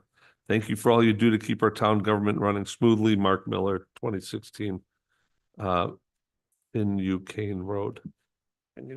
So It's been received in support. please say it again. Mr. Chairman, have any letters been received in support? To my knowledge, no. Isn't That doesn't mean that we don't ask the community in this room It is. before we're done. Fanouken is about a half a mile away. I used to live on Fanouken. Hang on.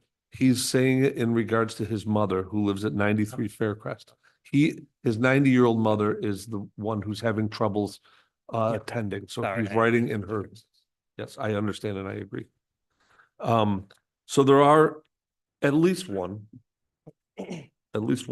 in opposition to this. So it's not that there's none, because earlier you did mention that there's nobody that opposed it. Based on the FOIL request where we had received no. 10-4. So I But received- remember, this is from August 30th, so you wouldn't have had that in that time. Yeah, that's correct. I received that as part of the town's FOIL. Thank you, Mr. Chairman. And I read it fully, word for word into record.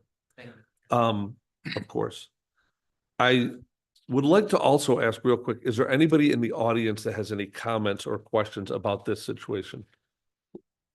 Please come up, and everybody that's here, please sit down. We're not done. We'll be calling people back up.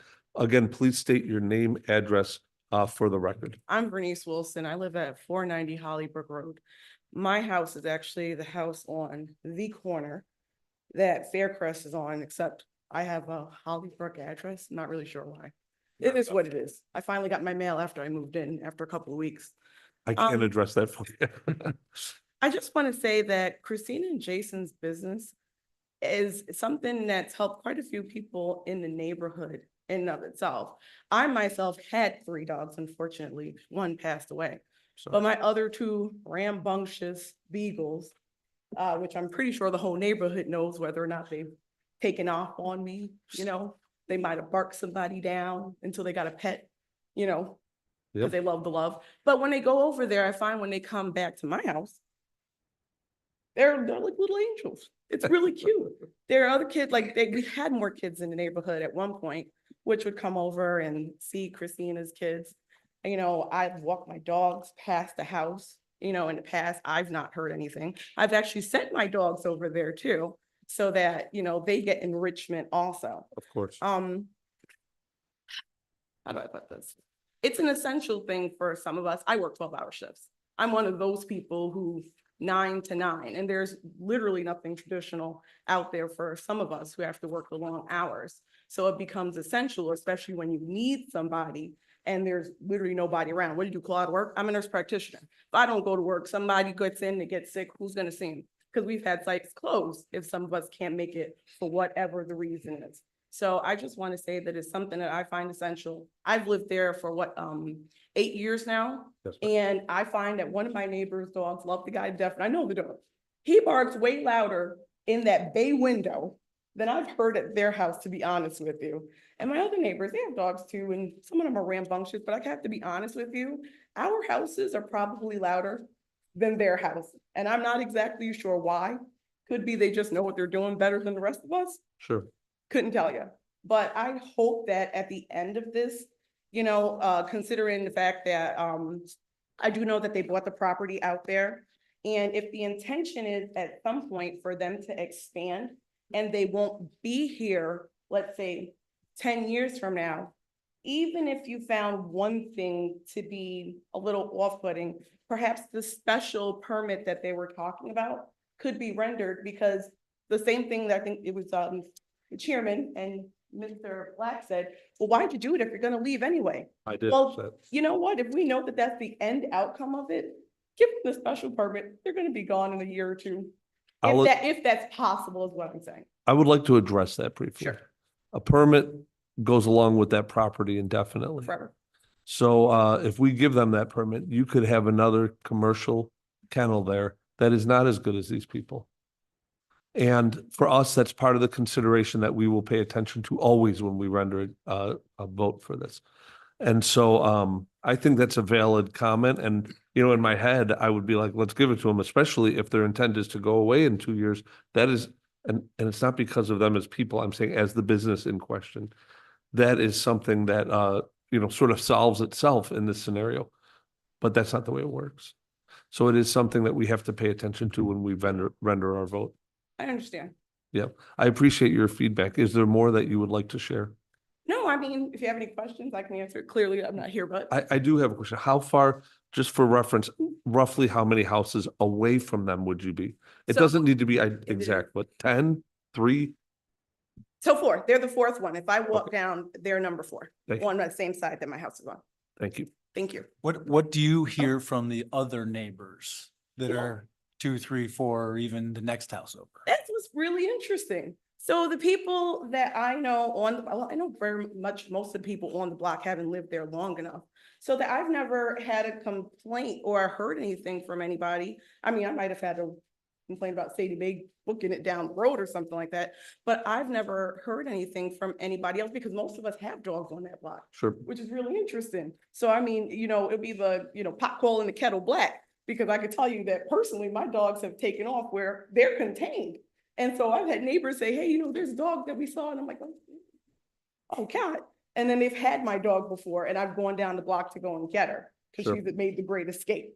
So what I'm saying to you is I had 3 dogs at one point, and unfortunately, I haven't fully contained them. But what I'm saying to you is, opposed to me, they're contained and they're much more quiet than my own pups are, Yes. is what I'm saying. Thank you. Thank you. Thank you. Thank you. Can I just one quick thing that you referenced? Okay.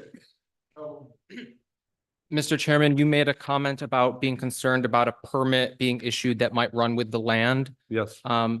Just to clarify for the board's help, we are not applying for a permit or a use variance at this time. So it's not something that would run with the land. It's strictly asking the board to annul the notice of violation. That's not something that runs with the land, or we have to be concerned about creating a right for a subsequent person that comes in. It's strictly related to this application. Thank you. Exactly how is the violation currently holding up their plans to move to, was it East Bloomfielders? I think is where I saw them. So the financing, the Bank Credit East, part of the application, I have to attest that there's not any pending legal issues.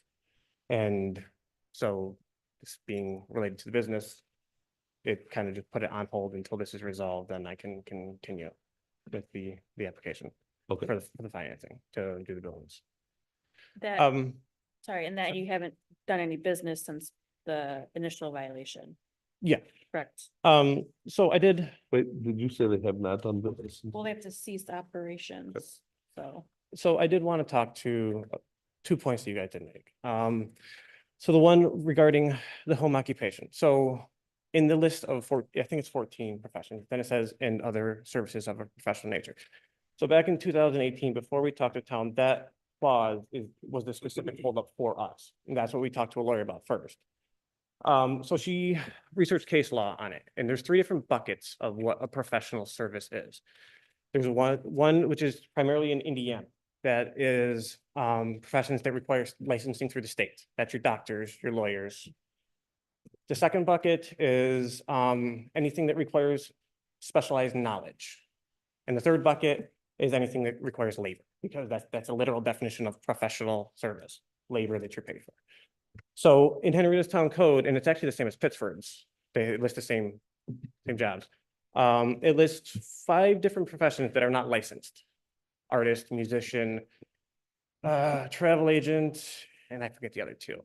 So that would indicate that Henrietta employs the more broad specialized knowledge.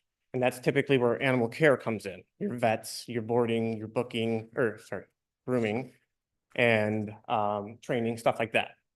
Typically, and then the third, like I said, the third one is anything that's basically not retail, because it's a service that you're paid for. So, and that's the case law that she found. Again, this was 6 years ago. And that's specifically what we talked to the town about. And I don't think it was code enforcement, it was building and fire prevention, was whoever was in that room. And then they suggested we talk to animal control because of the licensing with dogs. And animal control's position at that time was that temporary visitors under 30 days do not require licensing. So they do not count towards your 3. Call it a commercial kennel, call it whatever you want. That was their position at the time. So Visitors, or for the fact that they, because you're offering a service for monetary means. well, visitors, as in, they don't live there. That's, sorry, I mean, whether, you know, they're there for the day or they're for a night. They're there for less than 30 days. It's not a visitor, it's a customer. A customer, okay. Right. Sorry, I'm. Well, there's a difference because a visitor, my family comes over. If they brought their dog and 2 people came over, I'd have more dogs for the day. But I don't think I don't charge them to come over. I don't think I that portion of the probably town code regarding, harboring dogs, I don't think that really delineates between whether you paid for them or my friend brings over 3 dogs. You know, whether Okay, there's 4 dogs on your property or not, if they're not living there, if you're not providing a home for them, again, that was a stance 6 years ago. okay. I think those were the 2 main points that I wanted Okay, to address, and I think there might be more people that were. there's another person that wants to talk as well, so we can, there's more than one. Come up. Also, we got a few letters from our neighbors that couldn't attend tonight. School started yesterday, some have kids. Understood. There were 2. If you could please come up and state your name and address, ma'am. Sandra Martino, 136 Faircrest. I'm adjacent to 144. Okay. They're right across from my driveway. Thank you. The fence is actually right there. Okay, I understand the idea of the permit and everything, but what I wanted to say was, when I heard there were 5 to 10 dogs at a certain time, I was shocked out of my mind. I have never heard any noise, barking, coming from that house. good. I've been there since 1980. I was shocked out of my mind. These people do everything right. It's amazing. And when they said 5 to 10 ducks, how could it be? There's no way in the world. I'm retired. I'm there. I'm outside all the time when it's a good day. I'm home all the time. And to hear of problems with not only dogs, but roosters and all this, it's unbelievable. And if it was me, even though I know now it's a 90-year-old woman, which is strange to me anyway, to know what's going on. She's at 93, Faircrest, was it? That's what I believe it was. That's odd. Well, that's their testimony. They're allowed to do their own, right? Yeah. But it's. So you're in unbelievable favor to of me. this? Pardon me? You're in favor of them being there in this capacity? Anyone that could run what they're doing, the way they're doing, is absolutely fantastic. There is no smell, there is no, it's, I don't even believe there's a kennel next door to me. There is. Yeah, I guess. So, So they say. It's not a kennel. thank you. But that's, that's all I really wanted to say. I understand the part about the permit, but, We're not disputing that they're not good caregivers of the dogs in their care, and that they're actually able to, that they're being good neighbors to you and everyone else around you. That's not, we're not questioning that. Yeah. It's not, I understand that. but so it's still, it's not fine, but it's still, it's just not, our whether they are good neighbors or not is not Right. unfortunately, not, I understand. that can't taint our Thank you. final outcome. Is there anything else you would like to add? Say again? Is there anything else that you would like to add to No. the comment? Thank you. Thank you for your Thank you. comments. I believe this one. I'm Lauren Terhar. I live at 153 Faircrest, so I am diagonal from the residence. And I just want to say that, again, no sounds ever, and anybody who even says anything about traffic, that's not the case. I am home most of the time, and we've never had an issue with traffic, anybody parking on the road or anything like that as well. So you're in favor of them? Okay, thank you. Mhm. I appreciate your feedback. Does anyone have- Mr. Heather, is there anyone online? I'm sorry. I do not have anyone online besides applicants. Thank you. Mr. Chairman, I think one of the things that, at least I think needs to be made clear is that what we're presented with tonight, and please chime in, is that we are interpreting the current zoning law, not whether or not that the business Is good or bad? is good or bad for the neighborhood. I completely agree with that statement. Yeah. Actually, you can make any decision that you want. We That could have we are been aware made. of that. Yes. Mhm. So you can decide to annul it and not issue something if you're if in your discretion, you determine that this would not have been an appropriate violation to issue. For Thank you. whatever reason you. Okay. Is there anything else that we should hear from you, Mr. Mastrella?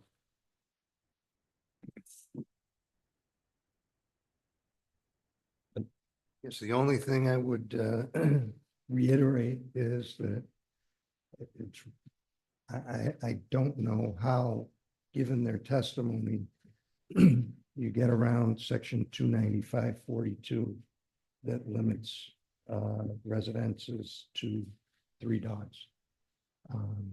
You know, harboring is defined in the Ag and Markets Law, and they're harboring more than 3 dogs on a daily basis. I have a question for you, if I may. So May 21st, citation by the officer for noise and traffic. What was the violation written for? The complaint apparently dealt with noise and traffic. The violation is for conducting a business in a residential zone that isn't allowed. And the applicants have argued it should be allowed as a home occupation. And I've told you that the town's position is that doesn't make harboring more than 3 dogs legal, even if it were a home occupation. Thank you. I have a question, but it might be towards Eric? Eric. And now I saw that there was that they had follow-up visits, but they did not, they didn't re-inspect anything. Or They identify that. What is the question? So they, is that normal, I guess? I think it was addressed by Mr. Mastrella that usually the town's position is for an inspection, it is not announced. Right. And that sometimes if the potential is, not that they did it or not, but the potential is if you say we'll be there at 6 o'clock tomorrow afternoon or whatever, It could change. they will maneuver things. Yeah. I'm Okay. not claiming that. I'm saying that's the reason Okay. that operates that way. Okay. I just didn't know if there was a process of going, because they went back twice to do a reinspection and That is not Couldn't- testimony Because of the Right. litigation. that was in the packet. because But what's the question specifically? I agree. What is the question? They went back twice. Yeah, is there like a code for code enforcement? Do they have to go back a certain number of times? They were instructed not to go back Oh, okay. because of this. Because of, The ongoing, okay. We actually offered them to be Right. able to You- go. We to understand. inspection. And what the chairman just mentioned is why they didn't schedule anything. Okay. They were, and I don't have any record if she went back. Okay. But any claim that a reinspection occurred and that it failed is verifiably false. And to the extent that the records say no, I that. don't- To me, I'm not even asking about the inspection. and I don't think that matters. That's right. I mean, I think anything they could have discerned by an inspection is what we're hearing today. But we sat out for 15 hours and nobody showed up. That's not an I inspection. can't address that. It's I not, don't know how that, yeah. but for us, what we have in our view here is the question at hand, not the inspection. we've already testified that's a business, so I feel the inspection from what I heard was to be sure there's a business there. Dealing with the code 295.7C, if I'm not mistaken. Mhm. And so independent of us seeing it or looking at your property or doing anything, we have testimony, it is a business. And so, or at least that's my interpretation of it. You will disagree. And so this is what we're being asked. And then we're being asked if the not the application, the violation stands, if we let it stand, correct? This is our ask. I'm looking at Eric That's and correct. that is our ask. Do we agree that it should stand or not? Or anything else you want to decide. Fair enough, but that's the question that we're here initially asked. Correct. And just to refute one last thing, the town attorney again referenced that he thought harboring was defined, and that definition should be imported to the town code. It's in a different statute made by a different governing body at a different government level regarding an entirely different subject matter that the town board did not expressly or impliedly incorporate into the town code. And so to use a definition from another statute, that as a substitute for interpreting the ambiguity in favor of my clients goes against black letter law, that ambiguities in the code need to be interpreted in favor of the property owners. I don't agree either. I don't.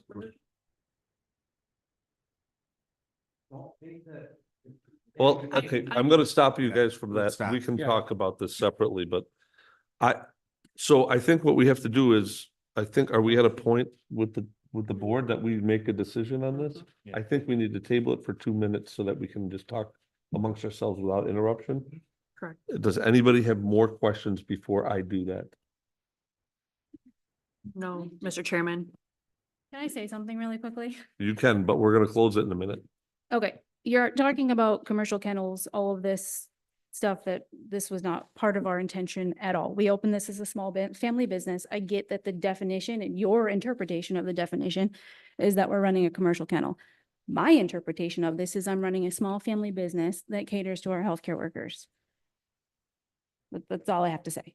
Like, I don't understand how my interpretation of things isn't taken into account here. I didn't say it's not taken into account. We have to make a judgment on it. We haven't put a vote onto this yet. You don't know what it's gonna be. I don't know what it's gonna be. There's 7 of us. You have to have 4 in one direction, and that's the decision that gets made. And it might be very easy and simple, and you might leave here and go, wow, that was great. Or it might be really hard. And either way, it's not an easy decision for all of us, but we have to look at it sort of blind to feelings and other things, which means something to us personally, but not in the role. So that is what we will end up doing, which is hard if it's negative. Thank you, Mr. Chairman. Thank you, board members. I know it's really hard to be here for such a long time. And I mean, that application took a while, so I Yeah, appreciate your it patience. definitely, I appreciate you giving the information. Thank you, board members. Thank you, Trella, Mr. Black, Mr. Wilson. Thank you. Thank you. No. Do we pause it now or table to the end? You can take a straw poll if you'd like, or you can just table it until later. If you want more discussion. Okay, so I would like to also do the straw poll real quick. Can we do discussion now, or do we have to table? If we're gonna do discussion to table that, I'm gonna do that at the end, because I think there's a lot of people here that also want to get through the night, and I think that's fair to them. And so we'll do, I'm gonna hold off. I'm gonna do the other applications quick. It gives us a few minutes to think through this without interruption. And I know that's not necessarily ideal for the attorneys here, but I think we need a minute to really think through this For the rest of the residents. for the rest of the residents as well. I'm gonna do that. I'm gonna call application 2024-079. No, It's tabled. oh, I apologize. 08099 Viscount Drive. Mr. Chairman, can I have you just motion to close the public hearing on that application before we move on, please? You can. I will make a motion to close the public hearing for this moment. We will be reopening this right at the end of the other applicants. Do I get a second for that? Seconded by John. In favor, signify by saying aye. Aye. Opposed? Okay, so we will proceed in the path that we were just heading down. This applicant, are they here? Charlene- 99 Viscount Drive, it's Charlene Kraft. Heather, is this person online? I do not see her online, unfortunately. She was supposed to be in person. Well, there was people here that have walked out. I will go to the next one and we'll come back to that if they come in. 2024-081 and 082, which is 790 Jefferson Road application. This is wow, that is weird. Discount furniture. Bob's Discount Furniture. Correct. They're not here either. Is anybody online? I am. This is Erica Bitzer on behalf of SEMA Network, who is the sign vendor for Bob's Discount. Thank you. Do you have anything to add to the application that was submitted? No, not at this time. For the signage for Bob's Discount Furniture, you're requesting a third wall sign, correct? No. Correct, a third wall sign. This is in accordance with a previous variance for that location for a third sign. Okay, and then in additionally, you're asking for an increase of square footage? Correct. We are asking for an increase of square footage to 403 square feet. And that's into account for the fact that you're going from 2 signs and asking for a third sign, is that correct? Correct. Could you, for the board, could you give us a quick description of what you're trying to accomplish with this? So for that third sign, there is additional visibility to the roadway that enters into that multi-tenant complex and shopping center.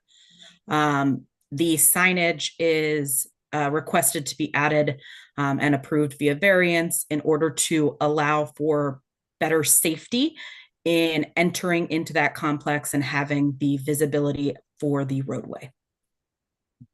And really quick, just to understand this, the sign, I think Beth might have said this, the variance is there because adding the one sign puts both these variances in play?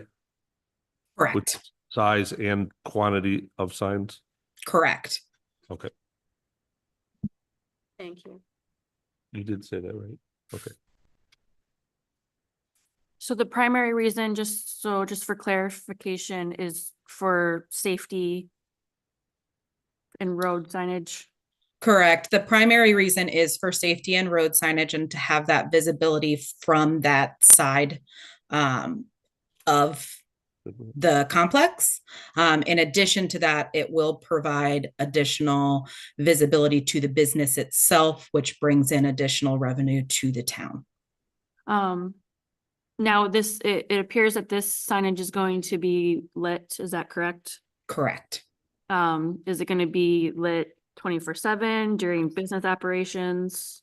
No, it will have a time clock installed on it.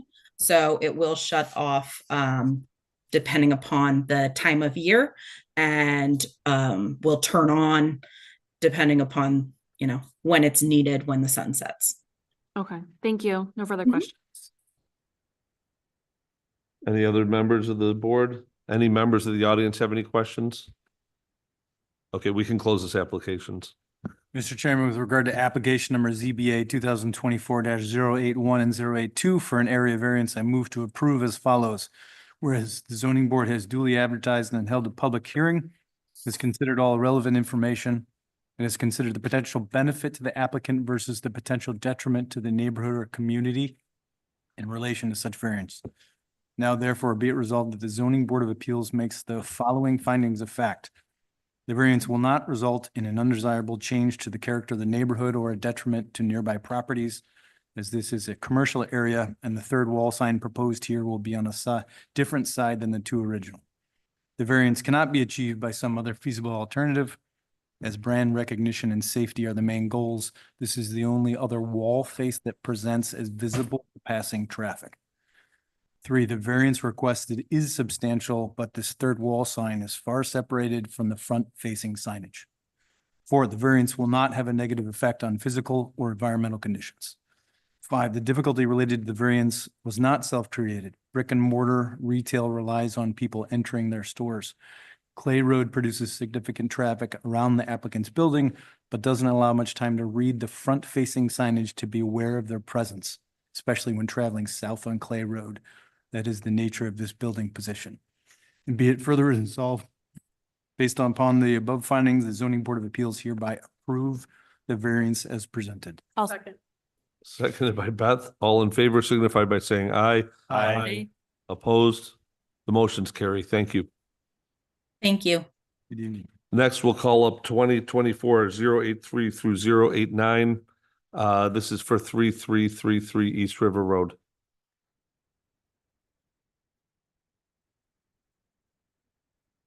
Good evening, I'm Rod Prosser of Lakeside Engineering in the city of Rochester, representing Carl Hasselback of Valero Company. Do you have anything to add to the application as submitted? I only wanted to point out that the owner has been diligently working on this property now for 3 years, has cleared out an auto junkyard. It was a total sham and terrible, just to look at for the whole town, and spent probably $1 million, now trying to get, everything in shape. This is like the last step, and we're so hopeful that we can enjoy the signage that other stations across the country really already have in place.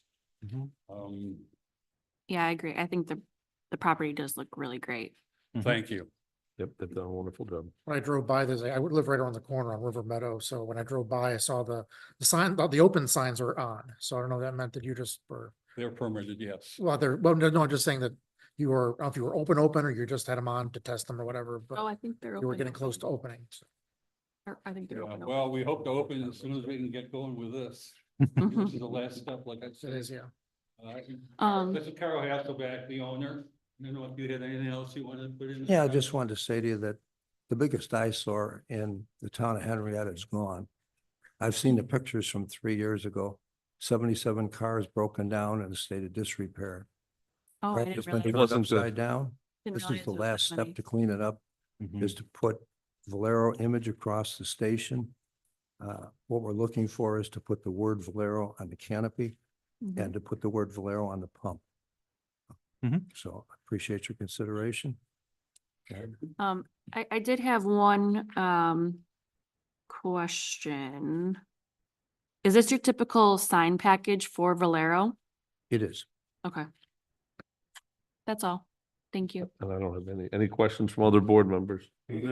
Any questions from members of the audience? Great, we can close this application. Okay. Mr. Chairman, with regard to application number ZBA 2024-083 to 089 for an area variances, I move to approve as follows. Whereas the zoning board has duly advertised and held a public hearing, has considered all relevant information, and has considered the potential benefit to the applicant versus the potential detriment to the neighborhood or community in relation to such variances. Now, therefore, be it resolved that the zoning board of appeals makes the following findings of fact. The variances will not result in an undesirable change to the character of the neighborhood or a detriment to nearby properties. The character of the neighborhood will not change as the property was formerly a fuel station. The variances cannot be achieved by some other feasible alternative. An alternative is not present that would provide necessary communication of sign content necessary to operate the business. The variance requested is not substantial. The variances are not substantial as the previous use of the property, it was a fuel station. The variances will not have a negative effect on the physical or environmental conditions. No negative impacts are foreseen by the variances at this time. The difficulty relating to the variances was self-created. The intent is to repurpose an existing fuel station. And be it further resolved that based upon the above findings, the zoning board of appeals hereby approve the variances as presented. I'll second. Seconded by Heather. All in favor signify by saying aye. Aye. Opposed? The motion carries and it does look beautiful. So Thank thank you. you. Thank you. Thank you. Have a good evening. Thank you, you too. Next, we'll do 2024-090 and 091. 1300 Jefferson Road. Sorry. It's not a- You've done this before. You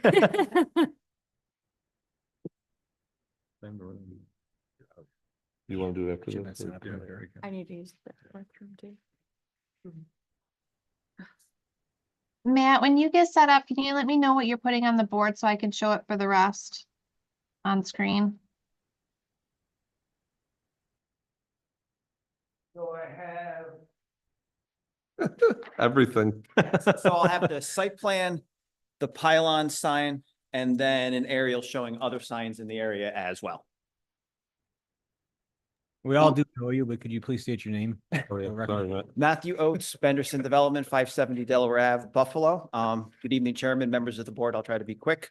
We are requesting two variances from the board this evening. One is to allow a multi-tenant pylon sign at what we refer to as our Residence Inn property, 1300 Jefferson Road, and then to allow an additional 93.06 square feet of signage on this pylon sign. So for a total of 193.06, where the code would allow 100 feet. The subject property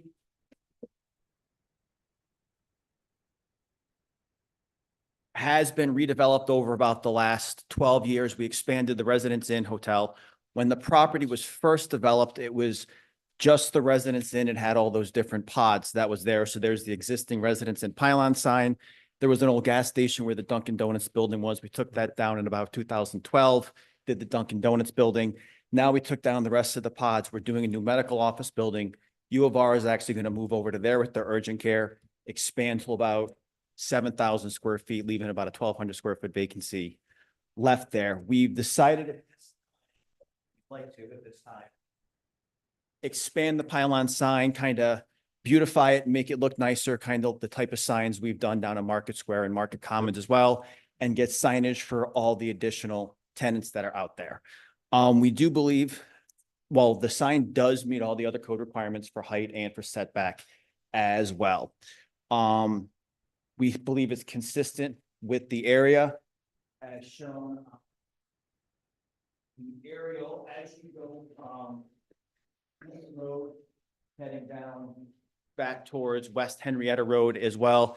There's a lot of different multi-tenant pylon signs in the area that are also much larger than what code allows, starting with the Bolorama. You have Tops at Frontier Commons. You have the at-home Staples Plaza. Then there's also Menotti Crossings, which is not shown here, Market Commons, Market Square, and then the BJ's Wholesale. So overall, we feel this type of sign is very consistent with this overall commercial corridor. In addition, as you're driving eastbound down Jefferson Road, heading towards Winton, there's the wetland on the side of the property that comes up to the road. So visibility is kind of hindered for all the buildings that are there. So this allows the sign to come closer to the property, give all those additional tenants visibility as well. And really in the other direction, it's not as severe, but there are still landscaping that comes between us and the adjacent property wall that kind of comes out to the road. It starts to hinder visibility. So this just provides our tenants better visibility up by the road.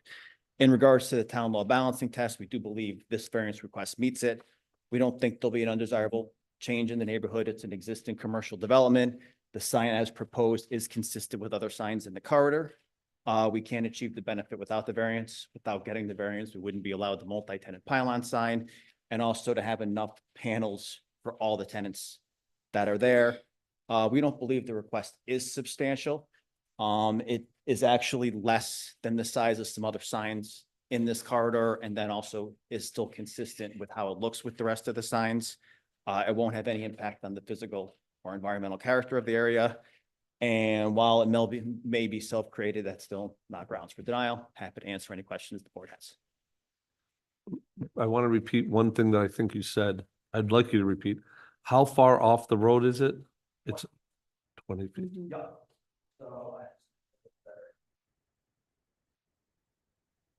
So we are setbacks, so we do meet the setbacks. So there's a couple of parking spaces notched out in the front on that side that allows us to meet that setback as well. Okay.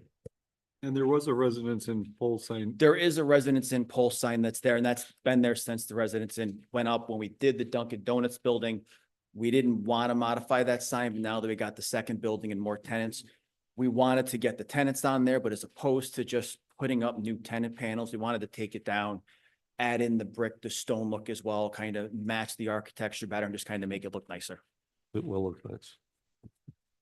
I- Any, go ahead. Sorry, I do have one question. So you have right now three, the multi-tenants, you have three available. Do you have enough area of signage for all the tenant spaces on property? We believe, yes, we do, because there's going to be the vacancy when U of R shifts over. That's about Yep. 4,000 square feet. There is 1,600 square feet left in the new building we're building, and then there's one other vacancy on the Duncan side. So we believe that we would have enough. If the U of R building splits, we would always have the ability to split that Okay, available space as well. So we do think there is enough. We looked at it and felt that there was enough. okay, thank you. signage. Yep. No further questions. Anyone else? Nope. Any members of the audience? Are we good to close this? Mhm. Let's close this application. Mr. Chairman, in regards to application ZBA 2024-090 and 091 for an area variance, I move to approve as follows. Whereas the zoning board has, one, duly advertised and held a public hearing, two, is considered all relevant information, and three, is considered potential benefit to the applicant versus the potential detriment to the neighborhood or community in relation to such variances. Now, therefore, it be it resolved that the zoning board of appeals makes the following findings of fact. The variance will not result in an undesirable change to the character of the neighborhood or detriment to nearby properties, commercial property with many multiple tenant pylon signage. The variance cannot be achieved by other feasible alternative. Multiple sign is best option for advertisement of businesses. The variance requested is not substantial. The multi-tenant signage is smaller than others in the area. The variance will not have a negative effect on physical or environmental conditions. The difficulty related to the variance was self-created, and be it further resolved that based above the above findings, the zoning board of appeals hereby approve the variance as presented. Second. Seconded by John. All in favor signify by saying aye. Aye. Opposed. Motion carries. Thank you. Thank you very much, everyone. Have a It'll great look evening. nice. Okay. You need a break. Oh, hold on, just one second. Is the applicant for Viscount Drive here? 2024-080 Viscount. Okay, I'm gonna pause for 2 minutes. We need a moment of a break. It's 5 minutes. Okay. We'll have 5 minutes. You don't need it.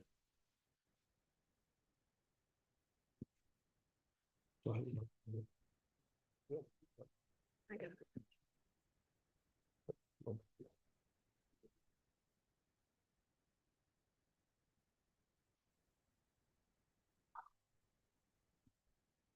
Let me ask you a question. I mean, the problem is a personal side. They're very simple. Yeah, I am, but at the same point, we have to look through this, so we'll see what they say, but I just want to ask, and I'll probably ask it in front of everybody. We are not giving them a variance. No. This is specifically if we are okay with declining the. Whether or not you think for, notice. No. There's a population they got was appropriate. Does that create any problems for us down the road? It's a precedence if you, yeah, I mean, if we say. Well, precedence doesn't completely matter with zoning, right? No. Each one's done on its own merit. You can always, but it's. I'd like to ask this again when everybody's here, but that's why I'm torn, personal side, it's horrible. At the same time, they were allowed to continue doing what they were doing. That was not their appeal. They kept they stated that they could continue doing it. Okay, so they haven't been out of. It should not be out of business right now. They're probably still doing it today. I will be asking that. And even if it comes up over, technically, yeah, I mean, nobody's going in there and shutting them down. They just need to, right, they need to come into compliance. So the next step for them would be, well, let's say these two thoughts. One step is we say, we decline the the notice and they're good to go. That's one thing that's easy for them. But if we don't allow it, if we uphold it, then the next step is they have to come in for a variance. They won't get a use variance. Their intent is to move to Springfield. Why do They can come in to apply for a use variance, but it's very stringent. I know, and I have trouble doing it now, let alone. They would have, yeah, they would have to say that they're. They're holding up their house. If we can. They're not. They're not. We do. No, there's just wouldn't qualify. But they could still, yeah, they can apply for a special. Yep.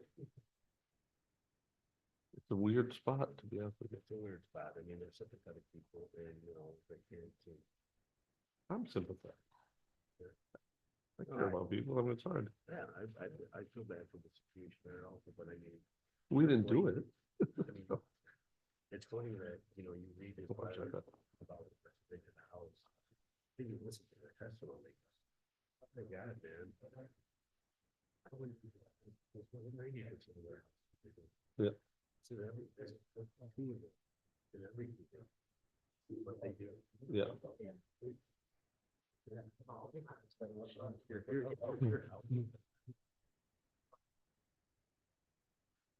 Inside. It's more than that, 1,400.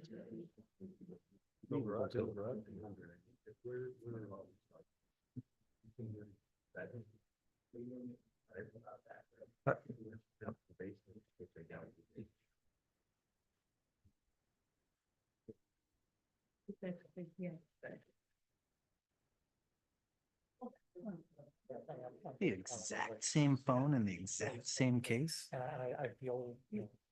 All right. Yours is Is bigger. everybody here? Yeah. Yes. Okay, could we reconvene this? Please, I would like to ask one or two questions and then I'm gonna table it. And we'll have a conversation up here with everybody.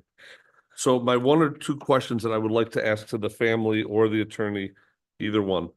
How many square feet is needed for a dog when you're boarding, when you're observing, when you're working for this? What is the right amount of square feet for a dog? Yeah, actually. What's your opinion? I'm not asking for a scientific answer. I'm asking for your opinion. Is it Industry 10 square feet? standard for boarding is 25 to 30 square feet. So you have points in time when you have about 10 people there, or I'm sorry, I said that wrong. 10 animals there, Yes, including your own. yeah. Our dog's in the house, but he's separate. The other ones are out? They're in the room, it's a designated area. How big is that room? 296 square feet. So and what's in there? Are they caged or are they? No, it's It's an open room for the dozen. It's an open room. There's a couch. There's a dedicated HVAC system for that room just to keep it temperature controlled to the, right around 70 degrees. There's dog toys, there's dog beds, there's water. We have 3 crates on the side because we have some dogs that get fed in the middle of the day, so we separate them just so. Sure, they're not fighting over it or whatever. Yeah. That's about it though. And so you have roughly, this is my calculation, you didn't say it, 300 square feet of your house, give or take. Yeah. Is set up for dog specific use. Mhm. This is for the business component of your property. Yes. Or your house, your living area. Mhm. You made a comment earlier, if you put an addition on the house, that wouldn't work. And I think the reason, based on what you're telling me, is now you'd get more dogs if that was the case, and that would take up more than 30%. Well, the addition we were talking about putting on was for the business. So it was 120 square feet that would have put the business footprint to 420, which would have been over 30% of the house. And the house is currently 1,100? A little over 1,000. 1,000. Okay. It's somewhere between 1,000 and 1,100. I forget the exact amount. Okay. Before we put this, before we table this while we talk, Is there any other questions? Yes, independent of this, what is your timeline for moving to the other facility? So, we had a build date in August, so last month. Our builder typically books out 6 to 7 months. So we had scheduled that tentative date in January, pending financing. So obviously we've missed that. So assuming we go back to business as usual, financing goes through, we get back on his schedule, he will probably start it in spring because it's a decent sized price, 6,000 square feet between the two buildings. Ideally, we were planning on summer next year, so we were probably looking at spring of 2026 at this point. For 2 years or a year and a Probably. half. That's And my best then estimate. once you open that, will all the business go there or will you also maintain? No, we won't be living in Henrietta anymore, so we'll be selling the house and actually the conversation we had with the lender, that will actually fund part of the build. So our intention is we're opening the facility first and we're going to live on site, actually in a trailer, sell the Henrietta house, then use the proceeds from that to finish the house. We had a conversation, but again, we hadn't done the paperwork. as of Okay. yet. Others, Tim? I One have- more question. Are you working? Is the business operating now? On a smaller scale, we are, yes. Okay. Because we have to feed our children, unfortunately. And Mr. Chairman, there was I thought there was a little confusion earlier about. Sorry. I'm Thank sorry. you. Sorry. I'm really sorry, Ms. No, Robinson. Thank you. There was a little confusion, I thought, earlier, and so I just wanted to read the language right out of an appellate division case. It says zoning regulations must be strictly construed against the enacting municipality, and any ambiguity must be resolved in favor of the property owner. That's an appellate division case, and it cites 2 other appellate division case with leave to appeal denied by the Court of Appeals. So that's coming all the way from the top. Okay. So with that, I will temporarily, oh, you have another?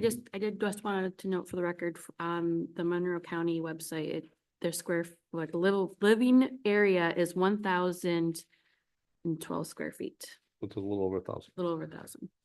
Thank you. So with that, I'm gonna close this application for a minute while we talk amongst ourselves, and then we'll open it back up and have a decision. Okay. So with that, Kevin, please, or I'm sorry, I said Kevin, I meant Eric. Let's talk about what we were discussing a minute ago. I want to say it out loud so everybody hears it. 1, we were talking about what this specifically is. We are specifically determining today if the notice of violation stands or not. Right. And while my understanding is that while the notice of violation is in place, but we haven't made a decision yet that they are allowed to operate. No, I heard it's at a diminished capacity, but that they are allowed to operate, correct? That's correct. While their appeal is pending, we cannot prohibit them from the activities that they're conducting. When we make a decision on this, either for or against, this is not a use variance that we are deciding. In other words, my clarification here from my own mind and others, if we decide that we go against the notice of violation, that does not mean that there is a change to this address to our variance of, in this case would be a special use variance, which is extremely hard to approve. In other words, we're not making any judgment to a variance. They have not applied for a variance, nor would this board be granting them a variance, no matter what decision you made today. And so nothing of our decision will continue in perpetuity. It's just about this citation. That's what I'm hearing. Okay. I guess another question for Eric. And you may not. Well, he's got to answer it. Yeah. Theoretically, if the board annuls the violation, can code enforcement issue, I guess, what's to stop code enforcement from issuing another violation? Well, I'll throw 2 cents into that, but I think if we decline the violation and allow that to continue, I think they understand our temperament towards what to do moving forward. So if Kevin or other code enforcement officers went over there and said, I'm gonna do it again, we would have to hear it again, but at the same point, they know that we either passed it or declined it. I'm just trying to understand the chain reaction of, or what it means if we do one or the other. That's fine. I understand. And Kevin, do you agree that the violation as written is for conducting the business? It's not at all related to noise and traffic, which was the initial complaint? That's correct. You're right. The initial complaint was traffic and noise, barking, Okay. led to. Led to the inspection. Led to the inspection, led to the investigation of the code enforcement officer that there is indeed a commercial business being operated in the residential district. Okay, and then Eric, is there any relation to? Well, actually, Kevin, was there any note from the officer that they observed any noise or traffic at all, or that was not part of the report? I don't know if it was in our report, it was reported to me that there was activity of dogs being dropped off and or picked up. Evidence of business. Evidence of business, correct. So then, Eric, is there any correlation between there's no evidence of the complaint? And does that impact the actual violation as written? Like, is it still a relevant violation given that there's no evidence to support the complaint? Yeah, you could still uphold the complaint without any evidence supporting. You could still uphold the notice of violation without any evidence that there was a noise complaint. Understood. Notice of violation has nothing to do with the noise complaint. Got it. That was the You know, thing there that was- started it, but it was, That started it. There was an investigation. The investigation could factor in many different things. And based on the investigation, code enforcement made a determination. Whether or not you think the determination is correct, that's the up to you. decision. That's the decision you're making. So the dilemma is a couple fold here for me. I firmly believe that this is not allowable. And I firmly believe that I'm against the scenario. Per the letter of what I read in the code. I have a heart. And if I vote against it, it's gonna be hard. But I firmly believe this is, from my view, this is not allowed there. This is a stretch that they're coming in and saying that that's the, that this isn't allowed use. Yeah. Can I ask you to point out the specific things that you think are the violation, right? Because to me, Go ahead. the harboring of more than 3 dogs, and I apologize if I get the names right. Mr. Zoglin said that that's not allowed. Mr. Mistrella said that that's from a different set of code. So what is the rule in That's not Henrietta? what they're here for. Just for clarity. They But are not isn't- here for the 3-dog comment. They are here for 295-7. Operating. That's the violation. they That's the received. violation they have. Okay, and so what specifically does that state? It is not allowed.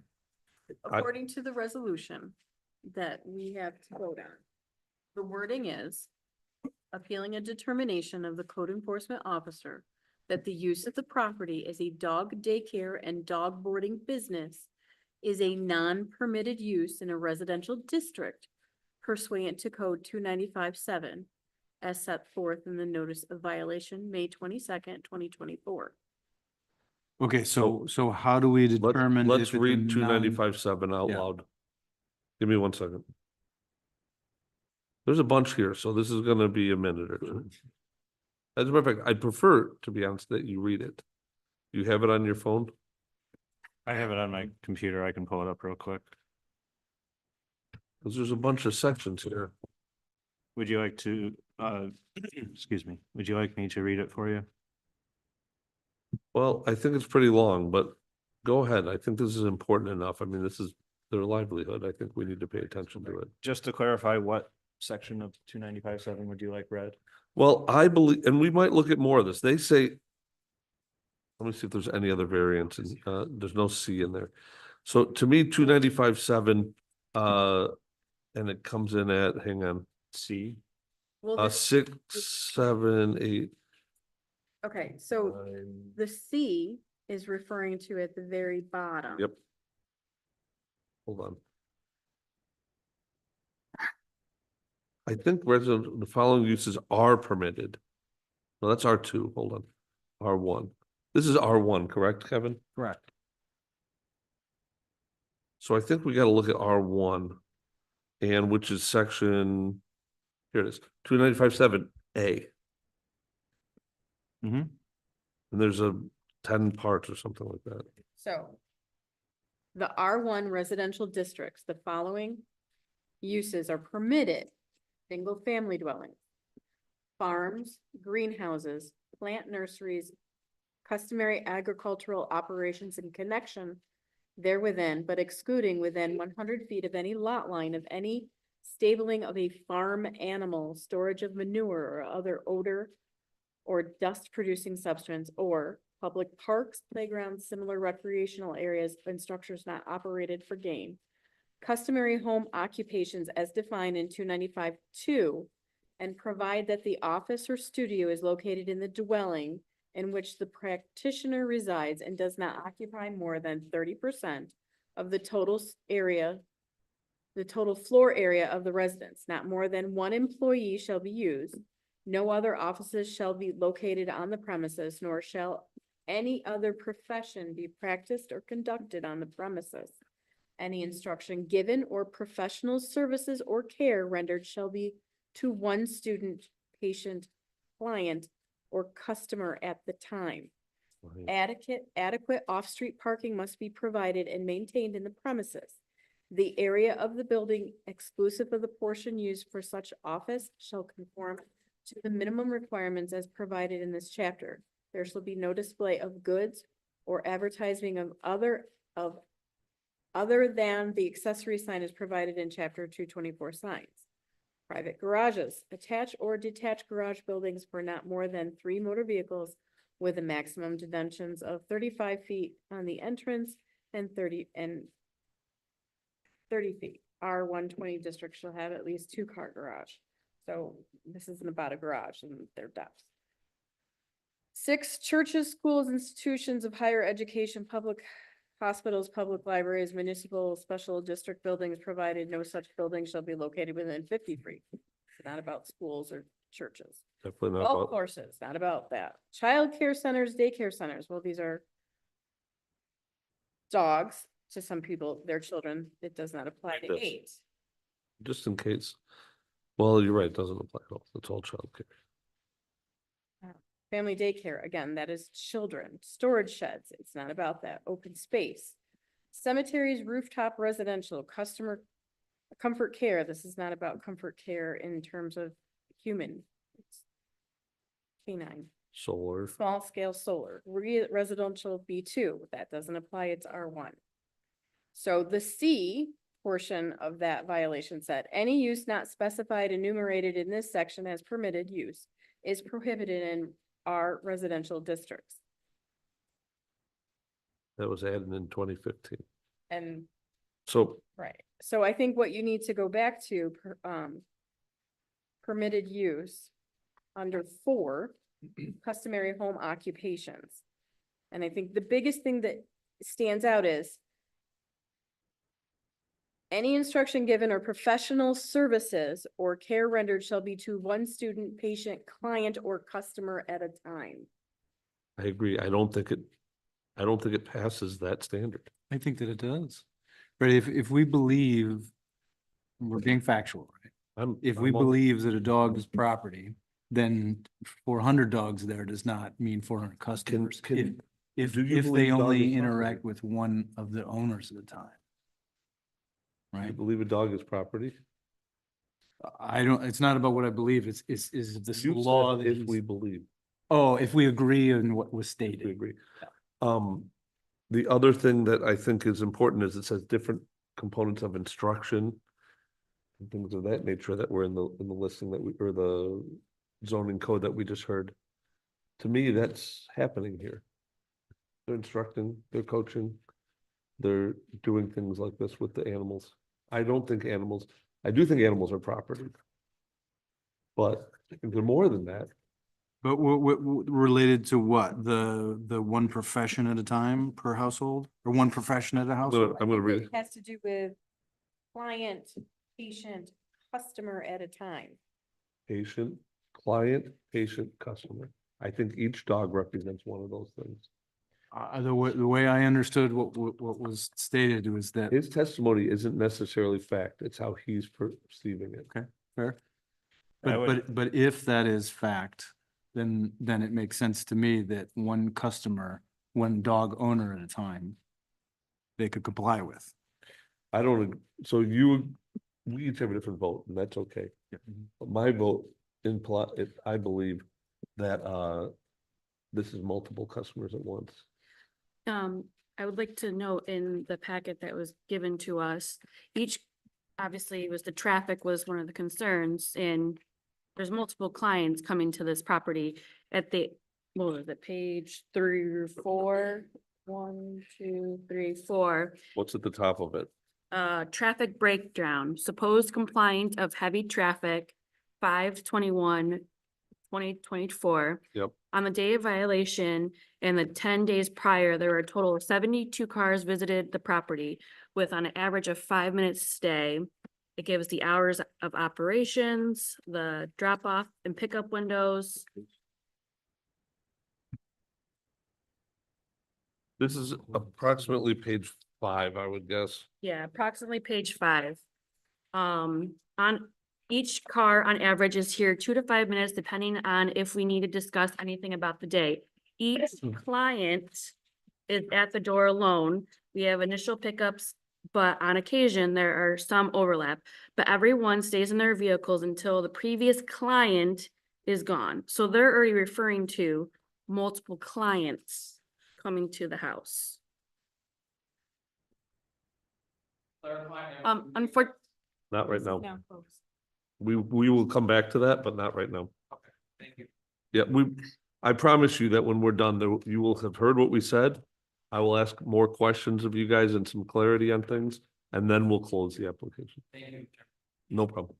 I think the other piece I would add to that is, unless I've missed something, the complaints total, the phone call that was from an anonymous caller and the email recently from a local resident that only said this business should not be allowed. So we have others that are in favor that we're here. Right, okay, so hold on. So in terms of noise and traffic, we have anonymous call that alleged noise and traffic. The officer made no note of that. We have an email that makes no note of noise and traffic.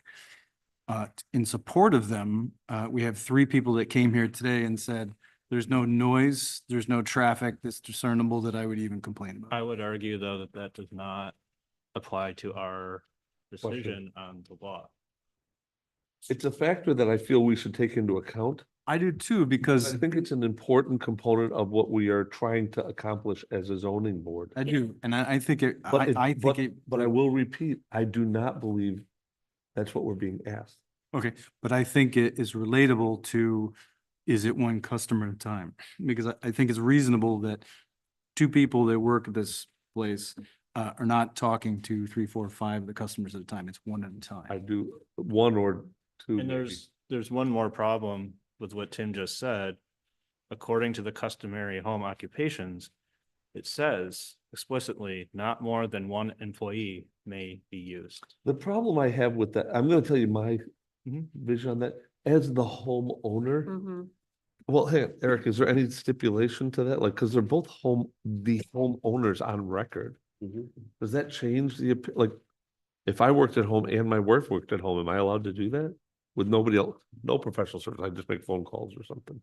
It's not clear that you wouldn't. But if there's 2 people living there and they're Yes. both working there, therefore if I'm there and I hire you to come help me with something, whatever it is, my Yes. TPA business, you're my employee. Correct. So whether there's two people living there as the two employees, owner, employee. There's no question that that's. But I thought Mr. Mistrella stated that for customary home occupation, the owners of the home are not considered employees. Did he say, So I don't, technically you can hire a third person to come in that's not related, doesn't live there, work there. Right, but in this case, we just have two owners that are working there. That's not, again, not the question, here, but yeah. I agree, it's not in question here. I think the problem that Tim's bringing up is I feel your question, Tim, tell me if I'm right, is to find out if there's other parts of this clause that they're breaking or not. No, I just want to be super clear on what we think they are violating. Right, because that is what we're addressing. That is what we're the addressing. citation of a violation. So what I Right. want to be clear on is what specifically do we think they are violating Valid. to support the citation? Well, Well, the raise of concern in the violation came for the anonymous call for the traffic and the noise. So, but upon inspection, it was determined, code inspection and court enforcement, it was realized that it wasn't, a not permitted use. So this is kind of the result of that violation. Right, and so it's understood now that there's a small business there. Correct. So what specifically about this small business is in violation of customary home occupation? it is not within the permitted, Yeah. in my opinion, it's not within the permitted use based on 295. I would agree with that because by the definition in 290, 57. by Four. two, by the definition provided in 295-2 of customary home profession. And this is in no way customary, in my opinion, no way a customary home profession. Yeah, and It's then, not that there's never been a home profession like this. It's not customary. yeah. To me, I'm one vote. Hmm. Well. I would like to. So, Eric, can we ask, what is your opinion? I don't know if this is permitted. Can we ask your opinion on whether or not this violates customary home occupation as written in the code? Or how, I'm I not think the voting. question I was gonna has to say, be, yeah, I don't think. I you think the can. question has to be more of how do we determine that? Like, give us guidance on the determination. What he said. I mean, I think it's plain English almost. So do I. And if you read the notice of violation, you read the code it's referred to, if you read customary home occupation, or, shall be understood to include the professional office or studio of, and then it lists the type of occupations that they're talking about. And it says if They're it's excluded, professional. it's not. Right, And it says shall, which means that it's a mandatory. shall be understood, that's Is it- right, or other services of a professional nature. So are you now taking the position that you believe running maybe you don't want to call it a dog kennel, a dog daycare? You believe that's of a professional nature, similar to a physician, dentist, So, but of teacher? other services of a professional nature are allowed? Yes. Other services of professional, so other services of professional nature. With variability in there that it can only be one other customer at a time. So other services of professional nature. I paid last weekend for my dog to be cared for at a daycare facility. Okay. I considered a service that was professional. So in my opinion, other service of professional services could define daycare, grooming, and the services they provide. Well, I mean, anyone can take an opinion that any job is of a professional nature. Right. But are you saying that you think that dog sitting as a general matter is a service of a professional nature? Yes, I That am. would Like- require some type of a professional degree. That's a Well- service of a professional nature. If you look at the Well, list, so then it's, lawyer, a podiatrist, an architect, an engineer, an accountant, a chiropractor. All of them have a license. require training and to be professional, yes. Right. I consider them the same. So my dog sitter, 17, lives around the block. I'm allowing her to perform a professional service. If they have an LLC, dedicated facility, training, good record, yes. You could take that position. I mean, I'm not gonna argue with you about it. Right.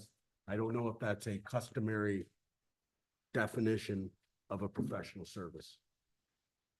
I would How would agree with I this, but interpret that to be a definition of a professional service? But we each have a vote. Yeah. Also, I wanna say this, in my opinion, a professional service includes a professional daycare, grooming, training, and things related to caring for a dog. Yes, I do. That's my, Is there anything that's not a professional service to you? That's a business. of course. What? Going to the guy in the corner and asking him to help me fix my car. Why? Because that not a professional he's not dedicated his livelihood, his training, Hang on. all the things related. If I run a shop, a garage, I have an LLC, is that a professional service? If, in my opinion, it is their business, their training, their reputation, yes. So everything is a professional service if it's their business and their training. If they're paid, livelihood. if they're paid to do something that they're trained and dedicated to doing, I think that's the definition of professional. I think that definition is not correct. Please, And when you please say do me a favor and train, look it up. what do you mean by train? In a residential I neighborhood. mean, I know This is students commercial, at our but local high school you probably are. who spend their summer Say it. cutting lawns on a regular basis and they get paid. Are they LLC, providing a professional service? They do not have LLC. I think they're providing a part-time service. That's not a I'm profession. I'm sure they continue doing this up Webster's too. until the season ends and then they take on snow removal. I guess you could take it to the extreme and say any service is a professional service if you're getting paid. I just don't know if that's the intent of the code when I read the professions that are listed there. So if I may, I have a definition that I've looked up that I would agree with, and that's me. And it says, professional service means a type of professional service to the public that requires as a condition precedent to the rendering of the service, the obtaining of a license or other legal authorization. so does that change your opinion? And this is from a law website. Now, I'm not arguing that this is the only definition. However, I'm saying this is what I would accept. And I was looking at 3 more just on here. They all have that same similar feel, which is you have to get specialized licensing, overview, things of that nature to be considered professional service in a couple seconds. Serge. And I would argue an example is Your stuff.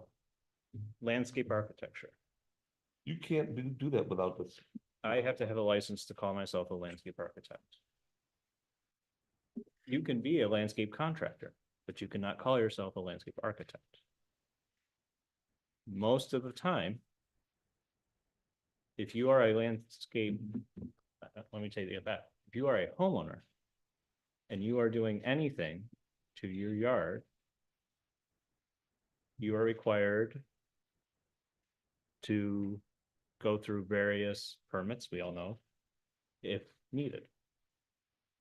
There is a level where a municipality will require you that you have to get a licensed engineer or a landscape architect to provide their stamp and seal of approval on their plans based on the health, safety, and welfare of the general public at a certain level. So a landscape contractor cannot perform a certain level of services. That an architect. Right. So I would like to take a quick straw poll to maintain the what do you call it, the code violation or not. So yes, we agree that it should stay and be enforced, or no, it should not. Aaron? Yes. Tim? No. Heather? Yes. Yes. No. Do you feel that the violation should stay in, should be enforced or not? And I hate My heart says one thing, but I know. but I have to unfortunately say, I think that the violation should stand. one of the, so as it stands right now, it will be enforced. If we got more testimony we'll hear, I'm sure, but as it stands right now, what would you say to us or Beth to give us more input? Tell me why. Why would I say? Yeah, Why would I why? say no? There's So- a personal component that I think The is, component that I'm using is that the testimony of the resident was they twice asked, fine. what do we need? And the first time they did not get a name, the second time they did. Don't need anything. But you don't, the rebuttal to that I would state is, you don't know what they asked. You're right, I don't know what they asked, And I think, other than what they're saying in testimony, and they have no real reason. to they have negate- all the reason to, Right, but wait, I don't see somebody wanting to perjure themselves in something that is clearly very personal and already heated in legal argument. and Mr. Mastrella made a comment that resonated with me, because I believe she said this in the beginning. I believe she said something along the lines of, in the early days, and I forget the year that was mentioned, when they were asking for the permit, That was in 2018. 18. Oh, there's a the whole timeline. Oh, okay, well, Sorry. at that point in time, they were just starting. Mhm. And they didn't think there was gonna be that many, is what I heard. And I 17. think what can occur and that they have testimony and written is they found that there was a severe need for something that was out of the ordinary. A business plan issue, a business, Yeah, Issue. business plan, Yeah, they, the business model. now we're not debating that there's a need and that there's A definitely a good service. business plan, then there's a service need for it. what if the issue was that they just need, and this is extreme. What if the issue was that they just needed 40 more spots for dogs? Does that change your opinion? Well, I'm not, it's ridiculous, but it's different. I think if they're going to continue at the location, yes, would there need to be a permit? It's not feasible in their current location to expand anything further, and they, understanding that, have gone out at their own financial detriment to purchase 2 lots, Yes. researched where they could do this, Why did they research it? probably because they were encountering a situation of, hey, if we build over here in Greece, But they were doing that So- more so before they got this notification. So can Why I, did that happen? That's the question that I have. Well, why did what happen? Why were they researching it so much? so, So that they could Before- grow. so in 2017, they put their house up for the market. It's what I found on Zillow, so it might not be accurate, but they put it at 2017. That's when they were looking for, they were asking the questions in 2018. They went into business in 2020, but they didn't inquire their LLC until 2021. So it, I don't know, it just seems like it was like research, but like not followed through. And now we're here. Now they got the notice of violation and we're now here. but what if you have something that has like snowballed? This is, yeah, Into this, right? this is what it's. And now I'm encountering something where, geez, it would have been resolved in 12 months. But this occurred in May. And you have they I have agree. demonstrated to themselves there's a viable business need for Mhm. this service. It's grown. They're trying to What does grow. that have to do with the code? I mean, this is just the code. Right, but this. Yeah. code is- I agree with what you're saying, but what does it have to do with If this? there are Exactly. 7 of us reading this code and there are 2 of us who are reading this code and interpret it as we would not have versus 5 who said we would have, that in and of itself, the resident can do the same thing. They have interpreted the way that you and Mr. Harrington have interpreted. Is what my opinion is. especially given, By the way, I agree with you. too. right, given what they had previously heard, been allowed, been whatever through asking of a village or not a village, sorry, town official. A service, or one of many definitions, professional service, a service requiring specialized knowledge and skill, usually of a mental or intellectual nature, and usually requiring license, certification, or registration. In my opinion, that's what they're providing. It's But they don't licensed. have a license or a certification. It's not, it doesn't have half of that description. Now, that person may have had a certification for vet tech, like sure that's the needing of that, but they're not providing vet services. They're utilizing their Yes. own intellectual property of training. And skills and skills. capabilities and all the great things. None of they that has do. been graded. None of that is out there as a test. None of that is a license. But as, hey, I really know how to get Sally the poodle to stop barking at the bird outside. And registered as an LLC. And that may be based on tax advice, you know, professional saying, hey, you need to set up this LLC to protect. Ultimately, if Sally the poodle decides to turn Rottweiler, I don't know.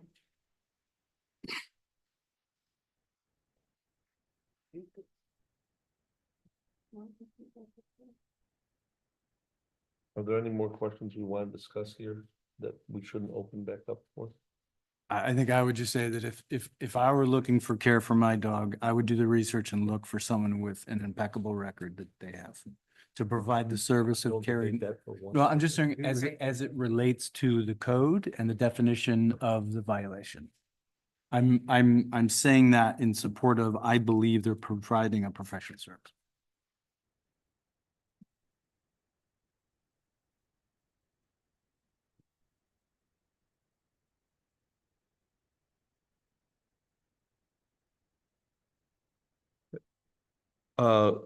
Any other things internally here? Okay, let's open this application back up. I'm sure there's a couple of questions.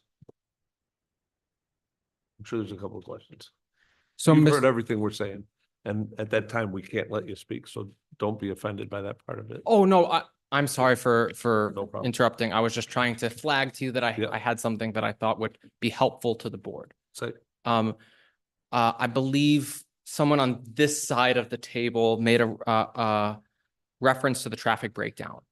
And read something from the traffic breakdown about the number of cars viewed over the 10 days preceding the notice of violation. Okay. Just to clarify for the record, that was a total of 72 cars over 10 days. Yep. Yes. Not per day. So just wanted to make sure that that was clear. It wasn't saying. That's clear. Okay. And the other thing I wanted to clarify before I respond to questions was there's a lot of focus on whether or not the business counts as a professional service. And that is only one aspect of what counts as a customary home occupation. The definition does not require that they be a profession. It only requires that it be an accessory use of a service character customarily conducted within a dwelling by residents thereof, which is clearly secondary to the use of the dwelling for living purposes and does not change the character thereof or have any exterior evidence of such secondary use. The explanation of professional services is just an explanation of what types of things would be a professional service that might be included. It does not say only, and it does not include things that are not professional services. Mr. Zoglin, what do you think is a customary use with boarding dogs in the house? Why, how do you rectify that? Because can you tell me 3 people that are your friends that have their own boarding at their house? So I can actually tell you, I'm from Hilton. I'm from the west side. Yep, I know where Hilton is. Yeah, and you know, we're a farm, you know, bedroom community, a lot of that type of stuff. R1 residential district. Can you tell me anybody who has a Well, dog boarding service? You asked me first if I knew of home occupations involving boarding, and I do. My parents board their dog at a kennel or that's at someone's house. And Is it so an R1? I don't know what district it's in, to be honest. Is it in a but- residential neighborhood? I don't know the district or Okay. the neighborhood, Okay. but to the question of, are there boarding in home occupations? Yes, Mr. Chairman, there are, and it's very, very common, especially, for places where there are a lot of animals. Like the middle of Henrietta. I I'm mean, not being funny when I ask this question. this, I'm asking it very seriously. so Because this is a serious decision for us here that will affect these people if we're, it's very serious. And we all have to sleep good at night, including them. And so I think this is really a thing that I'm asking, looking for real advice on. I And really, to give a little bit of apples to apples comparison of an R1, which to us is a relatively dense residential neighborhood. That's general, a certain amount of people in the house type Sure. of thing. This is a dense location. This is not a farming community in the question that we're asking about. This is in the middle of a dense neighborhood. Do you know people like that in that scenario? That it makes it considered common in an R1 scenario? So- And I can't think of a place that's like that at all in my head. That's not in commercial. I do believe that that boarding dogs at a home can be considered a customary home occupation. And the question, leaves ambiguity. What is customary? Is it customary all over the place? Is I it think it's customary? plain, I think it's plain English, like our attorney Eric was identifying. To me, I'm one of 7. Well, customary in, Is it you know- customary for Christian families to celebrate Christmas? Is it customary? This word to me has a plain meaning to it. And that's why customary. That's why I'm asking it. and I Yeah, do but believe isn't- there are isn't locations there- where it is customary. And I do believe that here in this area, it would be customary. That's my belief. That's my opinion. And I've given you an That's fair. example from. I a asked for your neighboring opinion, so municipality. you shared. I appreciate it. Thank you, I- Mr. Chairman. In my opinion, customary isn't the word, right? Because rare could still be customary, just uncommon could still be customary. Let me ask this question, it might be polarizing. Would it be different if it was childcare inside of someone's home? There's, Yes, Is that- because it's is that- identified but there's in the also code. different stipulations in the code that talks about in-house childcare. And licensing. And it has to be licensed. And it has to be licensed. So yes, I think it's different, but not because of my personal opinion, because of the way it's written. To me. But to Board Member Harrington's point, there is clearly some disagreement among members of the board as to the meaning of the words in the code, which is the very definition of ambiguity. And that ambiguity, we believe, can be interpreted strictly in our client's favor, especially where their livelihoods at stake. Where their I agree with children- I agree with that comment. That's the hardest part, is that their livelihoods at stake. And I don't think there's one person up here who doesn't have a heart for that. It's a problem for the other parts of this.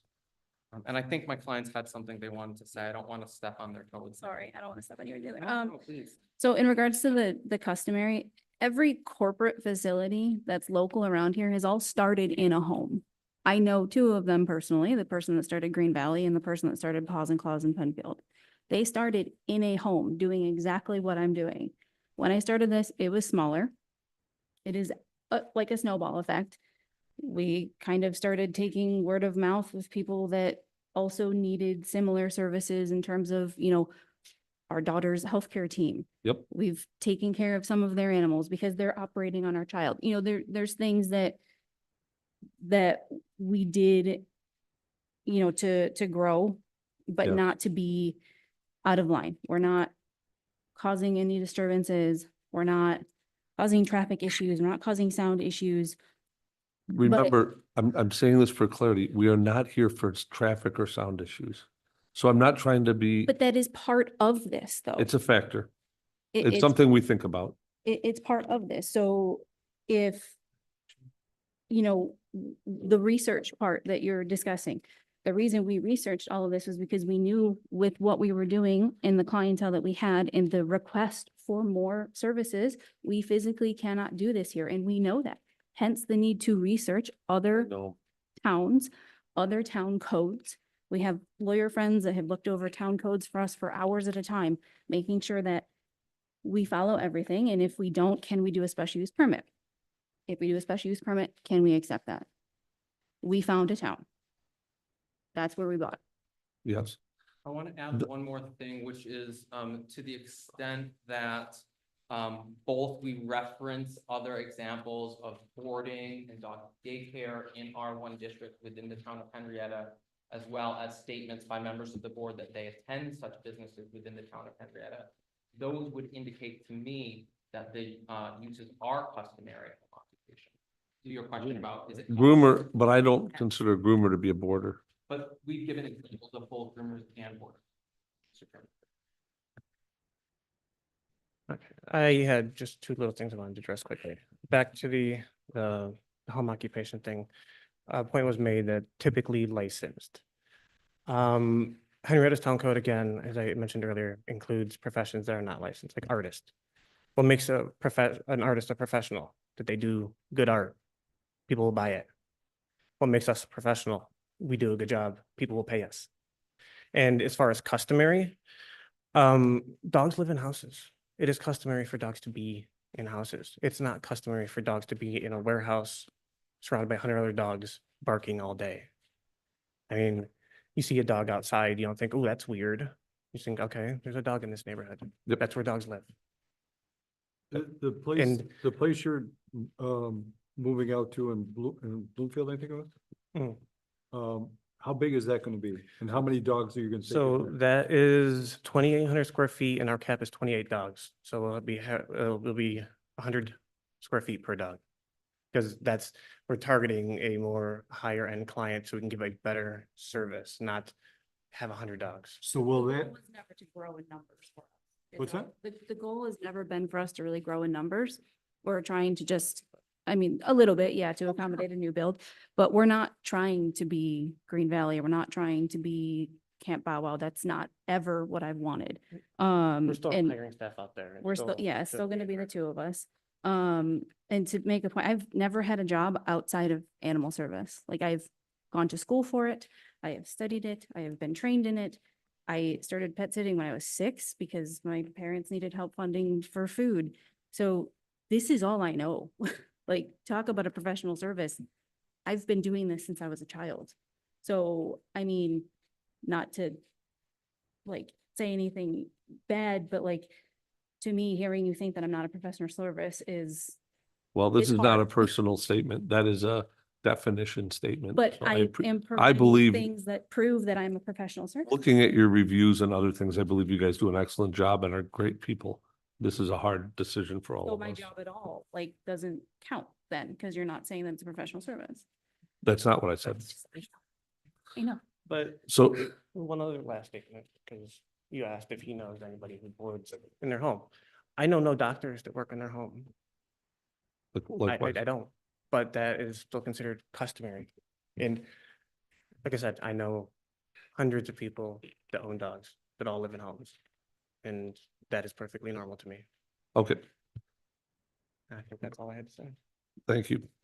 Are there any other comments anybody we should be hearing about? Is there anything you'd like to add, Mr. Mistrella? I don't know the answer. I figured I'd check. Have to. Well, I want to hear his view if there's anything different.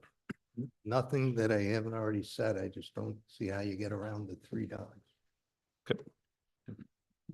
Thank you. So with that, we'll close this application. Is there any change in anybody's opinion? Christian?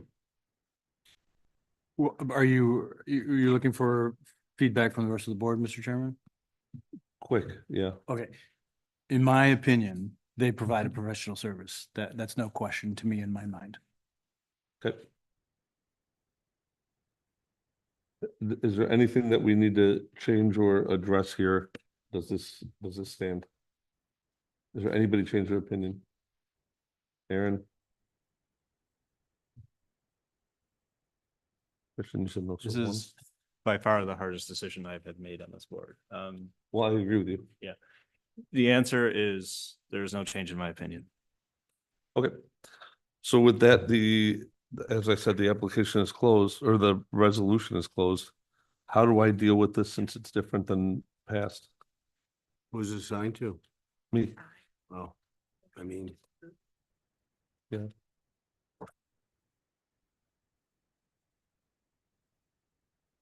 I think you just, So you're approving or denying based on, yeah. there's no rules. Right? 'Cause it's There's votes. We're gonna vote on this. Oh, We're gonna vote on it, right? I mean, this Yeah. is still Oh, needs a you have to motion. vote on it. Absolutely, you have to vote on it. So with this. So based on this resolution for application 2024-069 by Jason Arthman,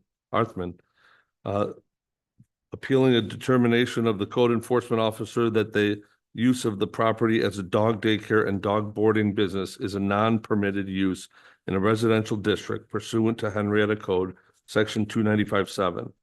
As set forth in a notice of violation dated May 22nd, 2024, property is located at 144 Faircrest Road, Rochester, New York, tax number 162.16-3-9.